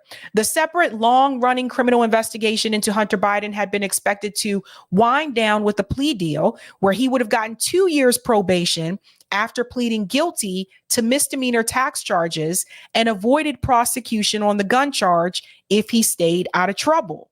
The agreement was pilloried as a sweetheart deal by Republicans, including former President Donald Trump. Trump is facing his own criminal cases, including charges that he plotted to overturn such and such. We know that. Representative James Comer, Republican of Kentucky, the chairman of the House Oversight Committee, gave credit for the new charges Thursday to 2 IRS investigators who testified before Congress that the Justice Department has mishandled and slow-walked the investigation into the president's son. Justice officials have denied those allegations. The 2 IRS employees, Gary Shapley and Joseph Ziegler, said the indictment was a complete vindication of a thorough investigation. The new charges against Hunter Biden include filing a false return. Wow. That actually is criminal. Filing a false return, tax evasion felonies, as well as misdemeanor failure to file and failure to pay. You know, there is one Spiro Agnew. Spiro Agnew was accused of tax evasion. Let me see something really quick, because I thought Spiro, I'm just curious if he actually, let me see something. Spiro Agnew, yes. So Spiro Agnew resigned. He was vice president. He resigned in 1973 after being implicated in a tax fraud scandal. He pled no contest to a felony. I just want to see if he actually served time. So he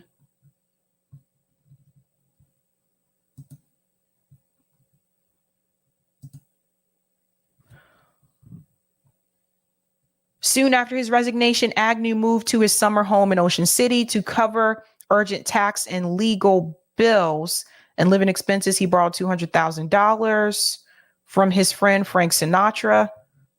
Yeah, Frank Sinatra was involved in politics in some way. Yada, yada. He hoped for appeal. So no, he didn't. Yeah, he did not serve any time. Okay, that's what I was looking. Okay, so he didn't serve any time. That's why I said I doubt, because of who his name is, he probably won't. Sorry, guys. That was back in Nixon's day. For some of you kind of wondering, like, who the hell is Spiro Agnew? That was back in Nixon's day. Let's continue on. The defense signaled that it plans to fight the new charges, likely at least in part relying on immunity provisions from the original plea deal. Defense attorneys have argued those remain in force since that part of the agreement was signed by a prosecutor before the deal was scrapped. Prosecutors have disagreed, pointing out the documents weren't signed by a judge and are invalid. Lowell said he's also planning to push for dismissal of the gun charges next week, calling them unprecedented and unconstitutional. So the 3 federal gun charges filed in Delaware allege Hunter Biden had lied about his drug use to buy a gun that he kept for 11 days in 2018. So I just want to tell you, for example, rapper T.I. went to prison for that. Possessing a gun, you know, just keep that in mind. Federal laws ban gun possession by habitual drug users, though the measure is seldom seen as a standalone charge and has been called into question by a federal appeals court. Hunter Biden's long-standing struggle with substance abuse worsened after the death of his brother, Beau Biden, in 2015, according to the court documents and his memoir, Beautiful Things, which ends with him getting clean in 2019. His gross income, nevertheless, totaled some $7 million between 2016 and 2020, prosecutors said, pointing to his roles on the board of the Ukrainian energy company Burisma and a Chinese private equity fund, as well as his position at a law firm. So we'll have to wait to see what happens. But like I said, just remember, indictment doesn't mean that he is being convicted. And you also have to remember, yes, he still has to testify. There is this debate whether or not it's going to be in public or a closed door hearing. The Republicans want a closed door hearing. Hunter Biden wants to do this in public. So the Republicans are saying that he is in contempt technically, but technically you're not in contempt if you are still willing to testify. Like I said before, I think because of who he is, because he's Joe Biden's son, I think he'll find a way to get off on this. Go to some of the comments here in the chat. Thank you for the super chat, Sparky. Initially, after October 7th, the U.S. government pushed hard for war with Iran. After someone explained to the State Department that Iran is a different country from Iraq and large and self-sufficient, they backed off. Thank you so much for the super chat. James Green says, yo. Thank you for the super chat, Audra. Congrats on the 60K, Sabby. Much love to the Sabby Sabs family. Thank you so much, Audra. Lorez says, Sab, USA isn't part of the Middle East either, but we still stick our noses everywhere. That is true.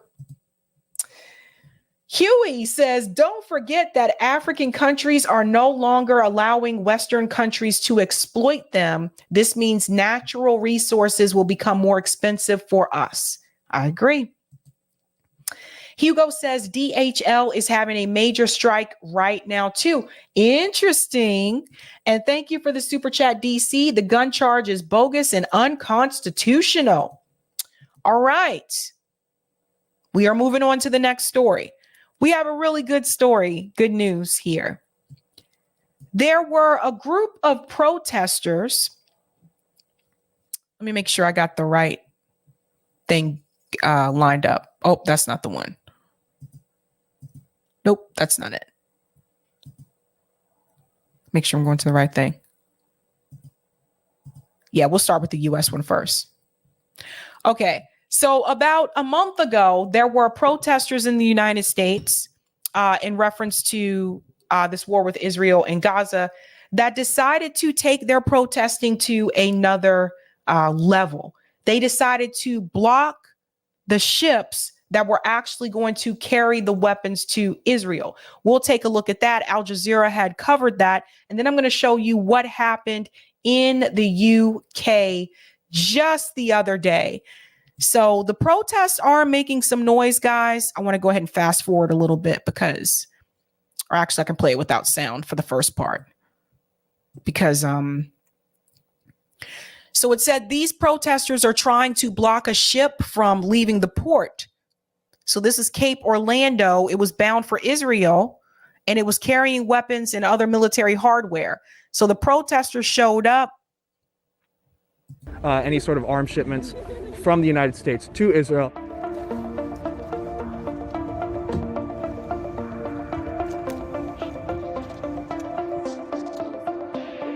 Free Palestine! Free Palestine!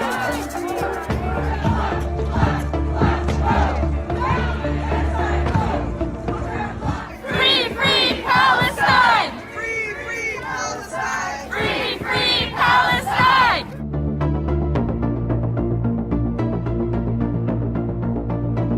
So you can see they also had these same actions in Oakland, Tacoma, Washington.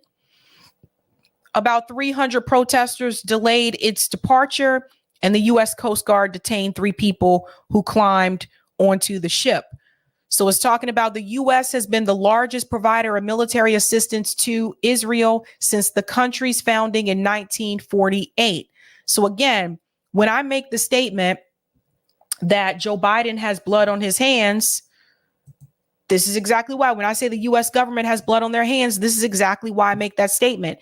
Now, just the other day, there was another effort to this, which actually did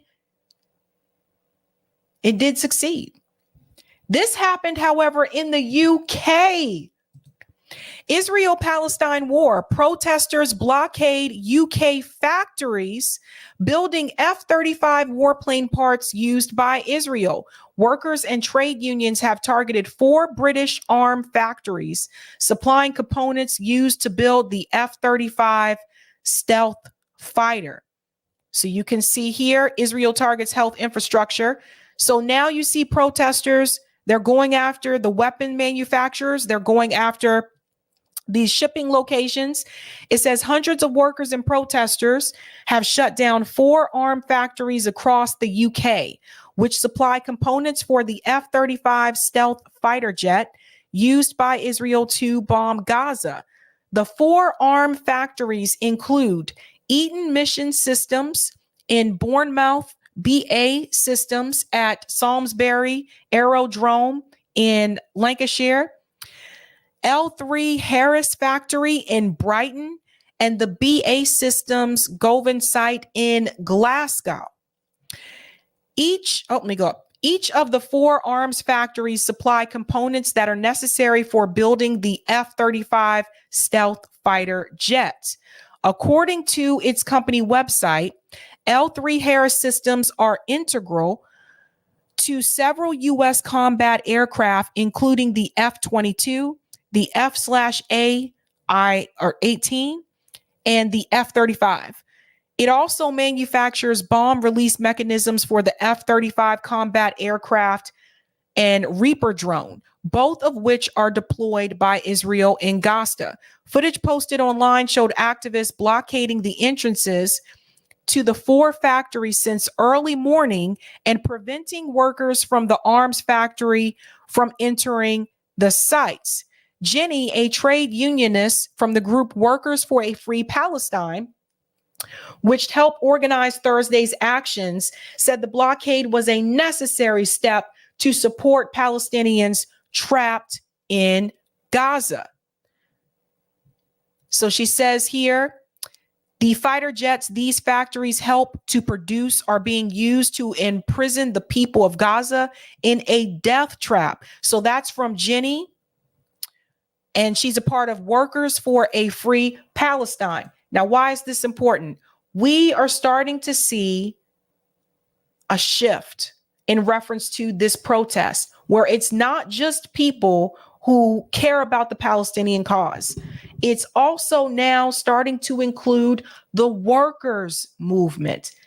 It was just a couple of days ago, the UAW, United Auto Workers, they actually announced that they are also standing in solidarity with the Palestinian people. So now we are starting to see unions and workers come together to fight for this cause as well. We are potentially looking at an even larger movement when you add the worker movement to this crisis. And this is something that people have been wanting to see for quite some time. If we could just connect the worker movement to some of these other issues that we're fighting for in this country, and this is internationally, but if we could just find a way to do that, it seems like Palestine may be the way to do that. It goes on to say workers all over Britain are rising up for Palestine, saying we will not allow arms used in a genocide to be supplied in our name and funded by our taxes. Our movement is growing rapidly and gaining more momentum each day. We are escalating our tactics, and today's blockades are seeing unprecedented numbers of people taking part in the disruption of Israeli arms manufacturing in Britain, in concert with workers targeting Israeli arms suppliers around Europe. Listen to this: systematic targeting, excuse me. Kay, a healthcare worker who joined the picket line outside Eaton Mission Systems factory in Bournemouth, told Middle East Eye their decision to protest came to oppose the decimation of Gaza's healthcare system with Israeli warplanes. So now you have healthcare workers that are identifying with the Palestinian movement because of the hospitals that have been destroyed in Gaza. So as healthcare professionals, they know just how important their job is. And they know just how much a healthcare system is needed if people, especially if you're at war, but also just in general when you're not at war. So they see if these hospitals are being demolished, then the people that are left in Gaza, they have nowhere to go to get medical treatment. So now you have the healthcare workers on board. The strategy that Israel is using in this genocide is to systematically target health facilities and systematically targeting disabled Palestinians. This is another thing. The disabled community. When the state of Israel told Palestinian people to leave the north and move south, even though they're bombing the south too, people who are disabled, how are they supposed to move that quickly? And it's one thing if you have the resources to be able to move quickly, but think about where they are. They're in Gaza, right? They have limited resources. How are they supposed to move that fast? It goes on to say the same UK government that has decimated the NHS and social care services through austerity is using that money to underwrite UK companies like Eton Mission to arm the Israelis to commit its genocide. You guys hear this? See how this is all connected when you start to look at the money? The F-35 fighter jet is built by Lockheed Martin in the United States with the help of international partners, including British factories, which supply components used to help build the warplanes. Earlier this year, Israel placed an additional order of 25 F-35 stealth fighter jets from Lockheed Martin in a deal worth $3 billion. The additional 25 aircraft manufactured by Lockheed Martin will bring the number of F-35s in Israel's Air Force to 75. The Israeli Defense Ministry said the purchase will be financed by aid money Israel receives from the United States. Again, the U.S. government has blood on their hands. I told you before, there are different ways that they can commit a genocide. It's not just bombing the people. If you bomb the hospitals, then how are they supposed to receive any type of health care? Miranda Allen, a Palestinian refugee who lives in the UK, attended the protest at the L3 Harris Arms Factory in Brighton. It's important to stop arming Israel. We need to understand why this war is happening. This war is a business. There is gas in Gaza. They want to make the new Silk Road through Gaza. Israel wants to continue this agenda. And this was this idea that Netanyahu actually presented himself, which is the greater Israel idea. It goes on to say, I was born in a camp in Jordan. Why am I a refugee? I have a beautiful house, beautiful land near Jaffa, Israel. As a Palestinian, we have seen a lot. We have feared a lot. Now we have no fear. Actions happening across Europe. Thursday's actions come as workers in other parts of Europe, including the Netherlands, France, and Germany, held similar actions. Earlier this week, Dutch lawyers petitioned a court to demand the Netherlands stop exporting F-35 components that could be used by Israel to attack Gaza. The protests come as Israel continues its bombardment of Gaza with support from Western countries, including Britain and the United States. Now, remember, when I talked earlier about that vote that happened at the UN today, remember, the US was the only country that voted against permanent ceasefire, and the UK was the only country to abstain. Now, the UK decided to abstain and not vote in support of the ceasefire because they're connected to the United States in reference to the military industrial complex of Lockheed Martin that's supplying those jets. It goes on to say here, since last Friday, more than 900 Palestinians have been killed by Israeli strikes after a brief truce that saw the release of Palestinian children and women prisoners and Israeli hostages ended.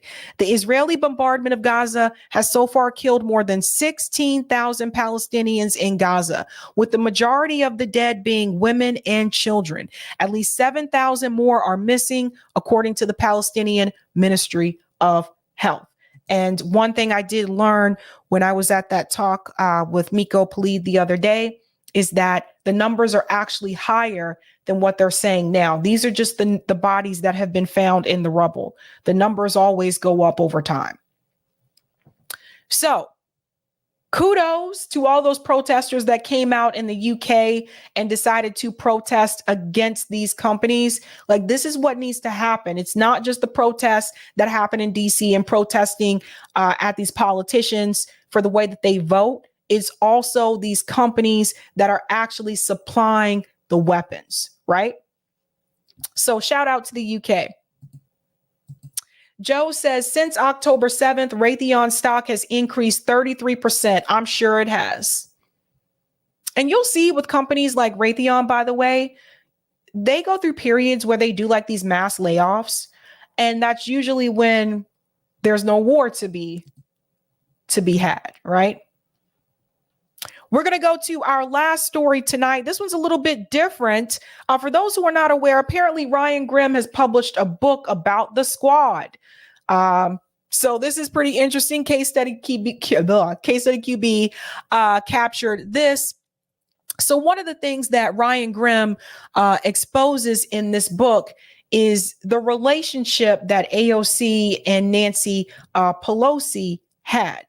So this is really interesting. We're going to get into this clip here from Case Study QB. But one thing I want you to remember when you hear this from Ryan Grim, and then you're going to hear Cenk Uyghur's response in reference to this.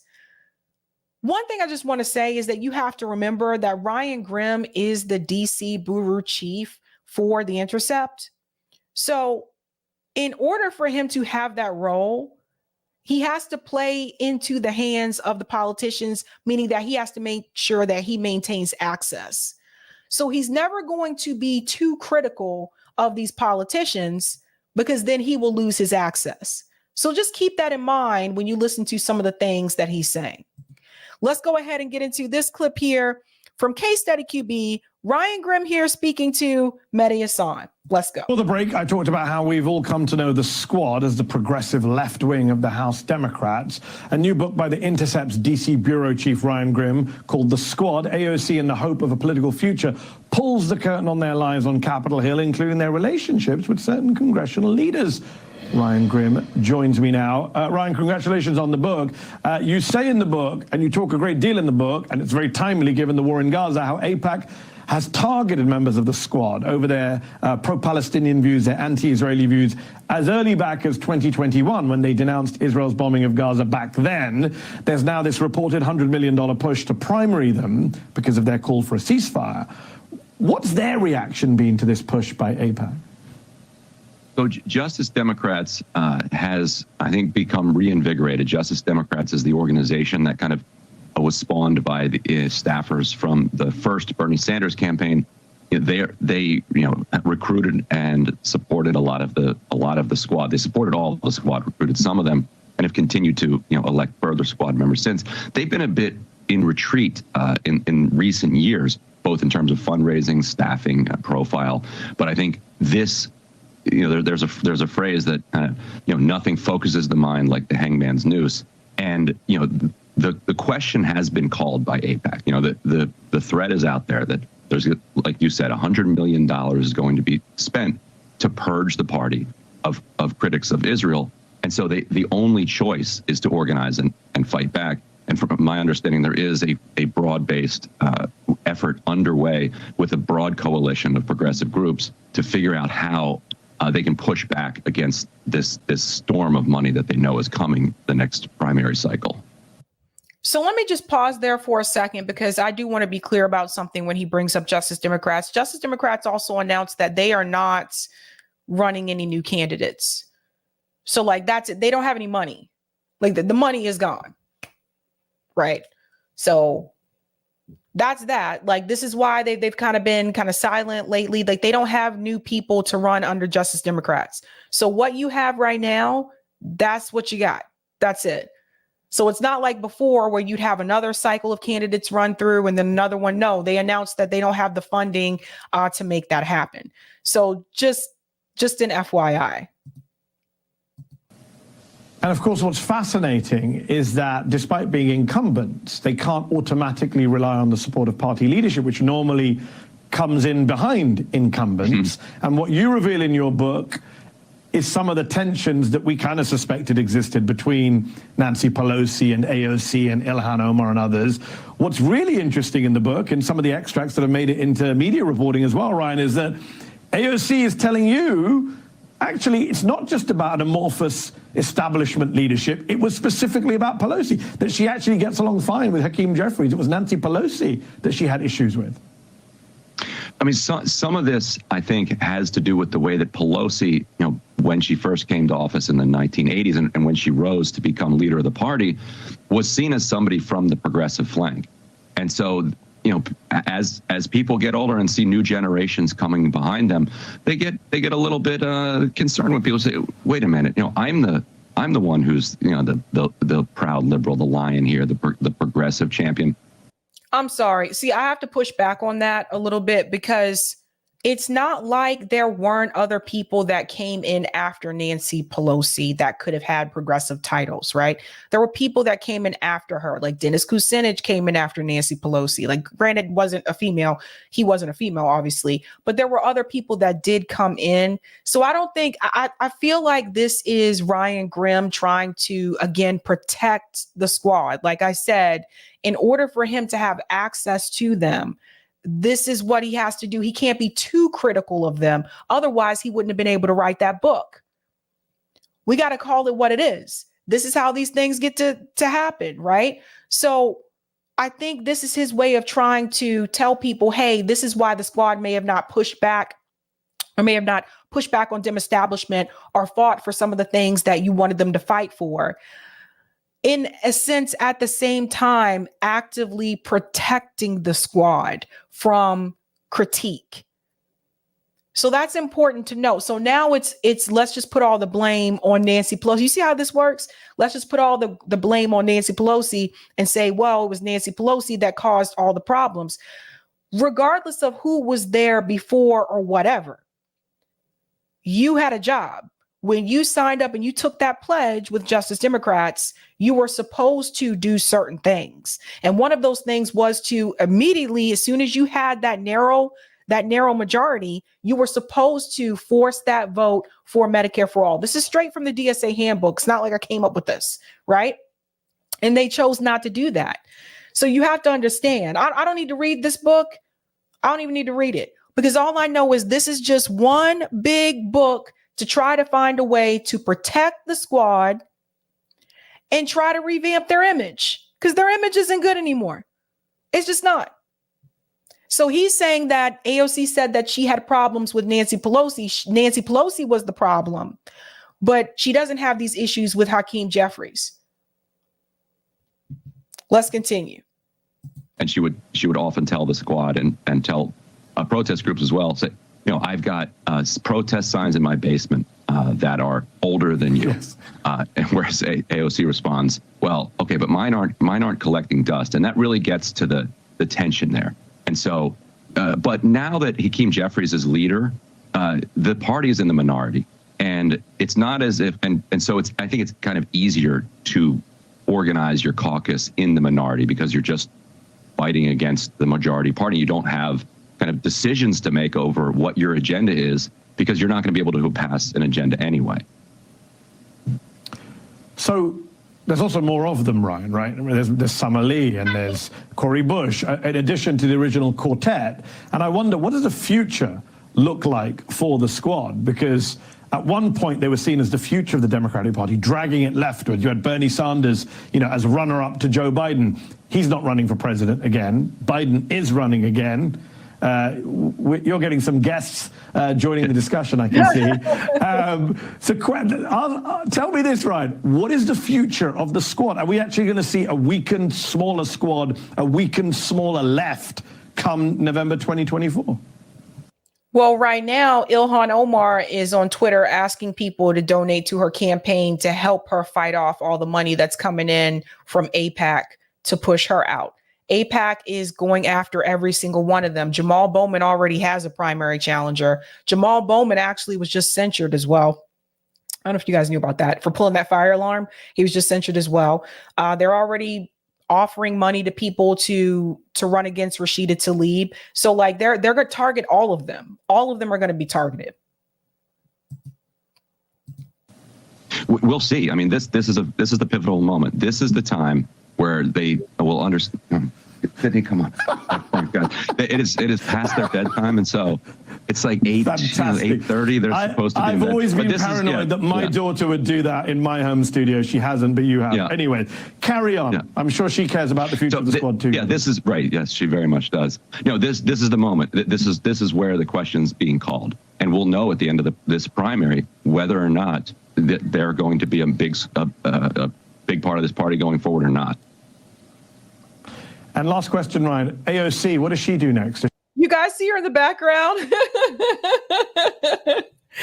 It's funny. I'm sorry. Okay, they get into the part of what does AOC do next. She's playing in the background. And last question, Ryan. AOC, what does she do next? Does she run for the Senate?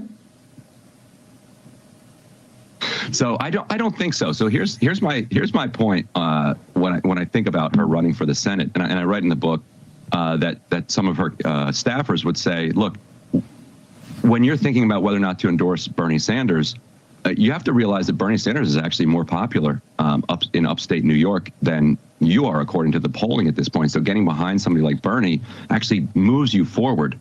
And so, the idea that, so I think basically the point here is that she would have, I think, a better chance of winning the White House than she would winning a Senate seat. And so if they're equally difficult. Did you guys just hear that? He said that AOC would have a better chance of winning the White House than she would the Senate seat. I told you there was a reason why she's the one that's always singled out from the squad, because I believe from day one with Justice Democrats, they had already decided that she was going to be the one. She checks off all the I told you this before. She checks off all the boxes, right? So think about it. Think about it this way. She is a woman. She's Latina, right? She is bilingual. She went to, I guess I would consider BU still a prestigious school. She went to an expensive Boston college, right? She checks off all the boxes. She's from New York. I told you from day one, they had already decided that she was going to be the one. This is why if you watch that documentary, Knocking Down the House, notice there's more attention focused on her than it was on the other candidates. Cori Bush is in Knocking Down the House. So is Paula Jean Swearengin. And so was Amy Viela. And all three of them at that point, they lost, right? Cori Bush didn't win the first time, but she did win the second time. But all three of them at that point in time, they lost, but they didn't know that obviously they're filming the documentary in real time as they're running their campaigns. But still, most of the documentary, most of the focus was on AOC. That's why I'm trying to tell you guys, they had already decided that she was going to be the one. I think at some point she's going to make the run at the White House. See? Intriguing. Ryan Grim and Ryan Grim's daughter, thank you for your analysis tonight. Appreciate it. You got it. All right. So remember, you only have to be 35 to run for president. So Cenk Uygur saw this and he had some things to say. He wanted to talk about this book that Ryan has. It says, book reveals AOC and Pelosi's relationship behind the scenes. Cenk has some things to say because in his words, he said he warned AOC about what she was going to face with Pelosi. Listen to this. Yeah. So there's so many layers to this story. First, whenever progressives win or lose congressional races, I call them afterwards because I want to hear what went wrong, what went right, what can we learn from the race? And then I used to ask them, oh, out of curiosity, who else has called you? And then I stopped asking that question because it turns out no one else has called them because no one's ever trying to learn any lessons. Then I talked to a lot of people in Congress throughout my different years of doing this show, et cetera. And I would ask them, hey, what's your plan for passing this bill or that bill? It's shocking. Almost no one has any plans. Almost no one is learning any lessons. Like people in politics are stunningly incompetent. And by the way, let me pause here for a second. The reason why I can't speak for the other ones who have been there for a long time, but the reason why I think members of the squad don't have any plans is because the moment that they won, they pulled away from the organization that put them in there in the first place. Ralph Nader's talked about this as well. They pulled away from Justice Democrats to the point where these people couldn't even get a hold of them. Not to mention that, but also the podcasters that promoted them, that invited them on their shows. Also, all of a sudden lost all contact with them. All of a sudden, they didn't want to talk to them anymore. So once you leave that apparatus that actually put you in that position in the first place, then you're kind of on your own. So they had no coaching, no tips, no nothing, none of that stuff. But that was their choice. They chose to do that. So you got to keep in mind in reference to that, when Jink talks about this, he has to understand they made those decisions. They chose to cut off the organization that actually could have had their back the entire time, just like they chose to cut off the people who supported them in the first place. That's exactly how AOC and honestly, we beat Joe Crowley, right? So we started Just Democrats right here on Young Turks. You guys saw it happen with your own eyes. And nobody thought we can get anybody elected. And then boom, we knocked out Joe Crowley in one of the biggest political upsets of all time. Now, AOC, obviously the biggest part of that. But I would argue that the second biggest person involved is Shoukat Chakrabarti, the person that you just mentioned there. He was the head of Justice Democrats, then he was the campaign manager for AOC, and then her chief of staff. And then another absolutely pivotal person there was Corbin Trent, who was communications director, again, for all three of those things, Just Democrats, then AOC's campaign, then her congressional office. And what is amazing is after all this time, after one of the greatest upsets in political history, no one's ever asked Shoukat and Corbin to run another campaign. Well, other than me, okay? But like, isn't that unbelievable? But there is a reason why. The reason is they don't want to know, because they want to run campaigns that maximizes the amount of money that those consultants make. And you maximize the money by spending as much as humanly possible, because they're going to, the campaign managers or consultants usually get 15% of how much you spend in advertising. So they have an incentive to run the world's worst campaigns. The more inefficient the campaign is, the more money they're going to make. Isn't that crazy? So basically, think about this, guys. Basically what he's saying, I looked into this too. Basically what he's saying, that if you are a campaign manager, you actually, financially, you come out better if you're running a campaign that's actually not doing well. In other words, they don't really want to win. So if Shoukat and AOC and us, we all come in and we tell them how to run efficient campaigns, they're like, well, I don't want to hear that. They're like, oh, don't let him anywhere near the candidate, because then we won't be able to rob the candidate nearly as well as we do now. And guys, but more importantly than all of that is, these people in DC are fossils.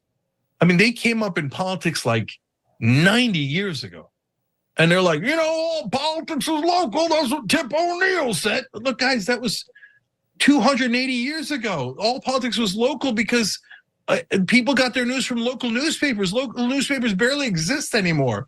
People get their news online and in cable news, etc. It's not local at all. All politics is national now. So they can't adjust at all. They don't want to adjust. So that's the political side of it in terms of campaigns. Now, let me just add something here in reference to politics being local. One thing I want to say is this. We've been able to accomplish a lot more on the local level than we have on the national level in reference to progressive policies. I'll say that for sure. Sorry, but that's a reality. When you look at some of these policies, legalizing marijuana, wealth tax, increasing the minimum wage, we've been able to pass those on the local level. Those things have not passed on the national level. Can you believe in 2023, they still have not decriminalized marijuana? Even, I'm just going to say decriminalized. Let's just start with a baby step, not legalize. They won't even decriminalize marijuana on the national level. That's insane. when you think about it. That's crazy. So sorry, G, most of the wins have been happening on the local level. Now, when you get to the actual disagreement with Pelosi and AOC, I might have some surprising thoughts there, which is that I don't find any of this to be like, well, first of all, it's not a revelation to me because I was there. I was there behind the scenes and in front of the scenes, etc. But it's a great book. Don't get me wrong. Ryan Grimm's great. His other books on shoptyt.com. We should put that up there as well. And Ryan's been a TYT contributor. But of course. But more importantly, like in the beginning, AOC challenged Nancy Pelosi, and that's what Ryan writes about. And that's when Shoykot and Corbyn were there, and that's when we were in insurgency. That's when we were in open rebellion.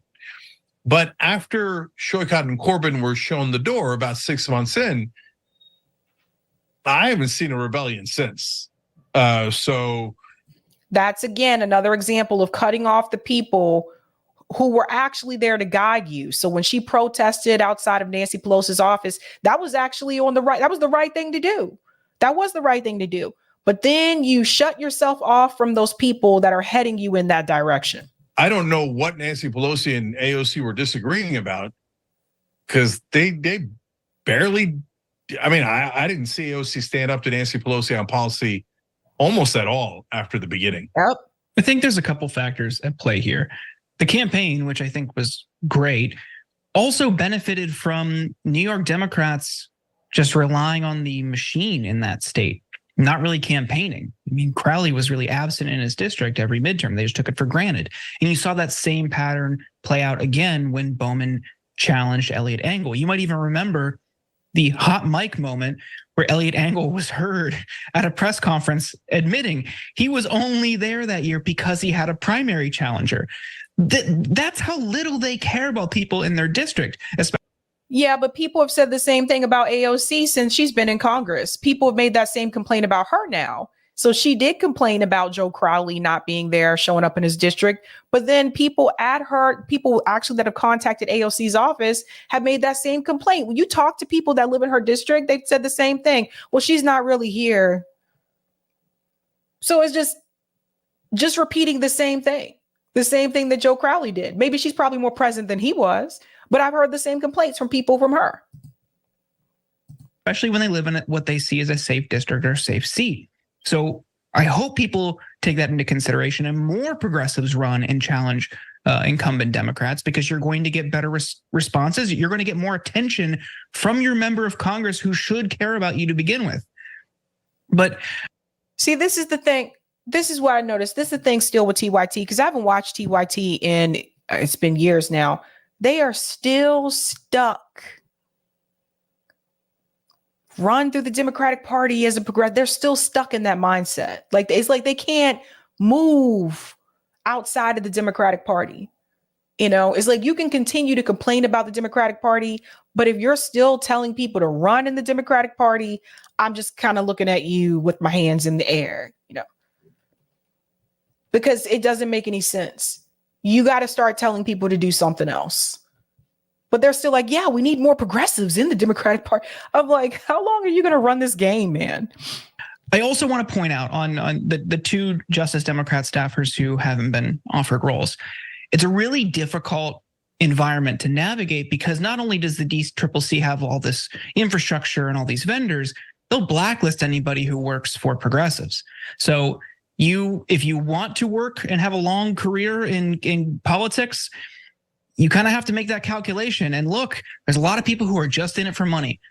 I don't think that's the way you should operate professionally, but sadly there are. And when they see, hey, I can go work for someone whose views align with mine more, or I can go and not be blacklisted and work on some no-name moderate who probably won't win, but at least I'll get future jobs. And that's a calculation, sadly, a lot of people need to make because of this blacklist. So to me, all that says, again, it just points back to what I've said over and over again, which is that doing this through the Democratic Party is not getting you anywhere, right? You know, you have all these hurdles that you're up against. It just does not make any sense, in my opinion. Sorry, but it doesn't. We're going to end with a little quick tribute here to Professor Rafat, who was killed in Gaza. So I do want to go ahead and I want to show this part of this clip here from Democracy Now! So you can see some of the work that Professor Rafat did. I don't know if everyone's familiar with him, but you may recognize his face once you see him. I've seen him on Useful Idiots before. I know Max Blumenthal had talked to him before. So you may recognize him once you see him, but rest in peace to him. He was killed. I believe he was targeted based on the information that I've received. But let's go ahead and do a tribute to him. Third month. Health officials in Gaza say the Israeli assault has killed over 17,000 Palestinians. Earlier this week, an Israeli airstrike in Gaza City killed the acclaimed Palestinian academic and activist Rafat al-Ariyad, along with his brother, his sister, and 4 of his nieces. For more than 16 years, al-Ariyad worked as a professor of English literature at the Islamic University of Gaza, where he taught Shakespeare and other subjects. Rafat al-Ariyad was a father of 6 and a mentor to many young Palestinian writers and journalists. He also co-founded the organization We Are Not Numbers. He authored dozens of stories and poems about life under Israeli occupation in Gaza. In a few minutes, we'll speak to one of his friends. But first, I want to return to Rafat al-Ariyad in his own words. He's spoken to us several times. This is October 10th. As he spoke to Democracy Now!, Israeli strikes rattled his family's home in Gaza City. What is happening in Gaza is complete and utter extermination of the non-Jewish population in occupied Palestine. As you mentioned, Israel ordered a medieval hermetic siege from air and sea. Israel has also just bombed the only way out through Egypt, the Rafah crossing. The only way out is for what's happening, what we are foreseeing is slow starvation, slow genocide. Maybe Israel is going to push us all into the sea. And I think what is making it even more difficult than before is that the whole world, not even lip service, all American and European countries and politicians are rushing to pledge allegiance to Israel and to Netanyahu. American politicians, American presidential hopefuls are literally calling for genocide. American mainstream media is not pushing back against Israeli officials, calling for the collateral damage of hundreds of thousands of Palestinians in Gaza. Why is this happening? Because we refuse to live under occupation. We refuse to live in total submission. We want freedom. We want this occupation to end. This is not a state of war, as one of your guests just mentioned. This is a state of occupation that started over 75 years, that started with the British Empire giving Palestine to the Zionist movement in 1917. The only hope we have is in the growing popular support in America, in the movements the movements, the human rights and the rights movements in America and across Europe, to take to the streets, to pressure their politicians into putting an end to this dark episode of not only the history of the Middle East, but also the history of humanity. If people are asking how was the Holocaust allowed and other genocides in Africa and across the world, now you can see this live on TV, live on social media. Palestinians, whole blocks destroyed, hospitals, schools, businesses. We are speaking about thousands and thousands of housing units destroyed by Israel. So my message to the free people of the world is to move, to pressure, to mobilize, and to take to the streets. Rafat al-Ariyad, you are the father of 6. How old? Yeah, so I'll go ahead and stop that there. But again, tribute there to Professor Rifat, if you check out his account on Twitter, you'll see one of his pinned messages where he was saying that, you know, he had a feeling like this was coming. So very sad. A very prominent voice in this space. Again, I've seen him on several independent media channels, not just Democracy Now, but there have been multiple journalists that have been killed. And this is just a disaster. This is just a disaster. But I'm sure he will be missed. That is it for me tonight, you guys. I will be back live on Sunday. I have a couple of surprise interviews next week, so stay tuned for those. And other than that, I am heading out. Do look forward to, I'm putting together those recordings from the talk that I attended of Miko Palid and at MIT. So I'm going to put that together hopefully tomorrow. It should be relatively quick.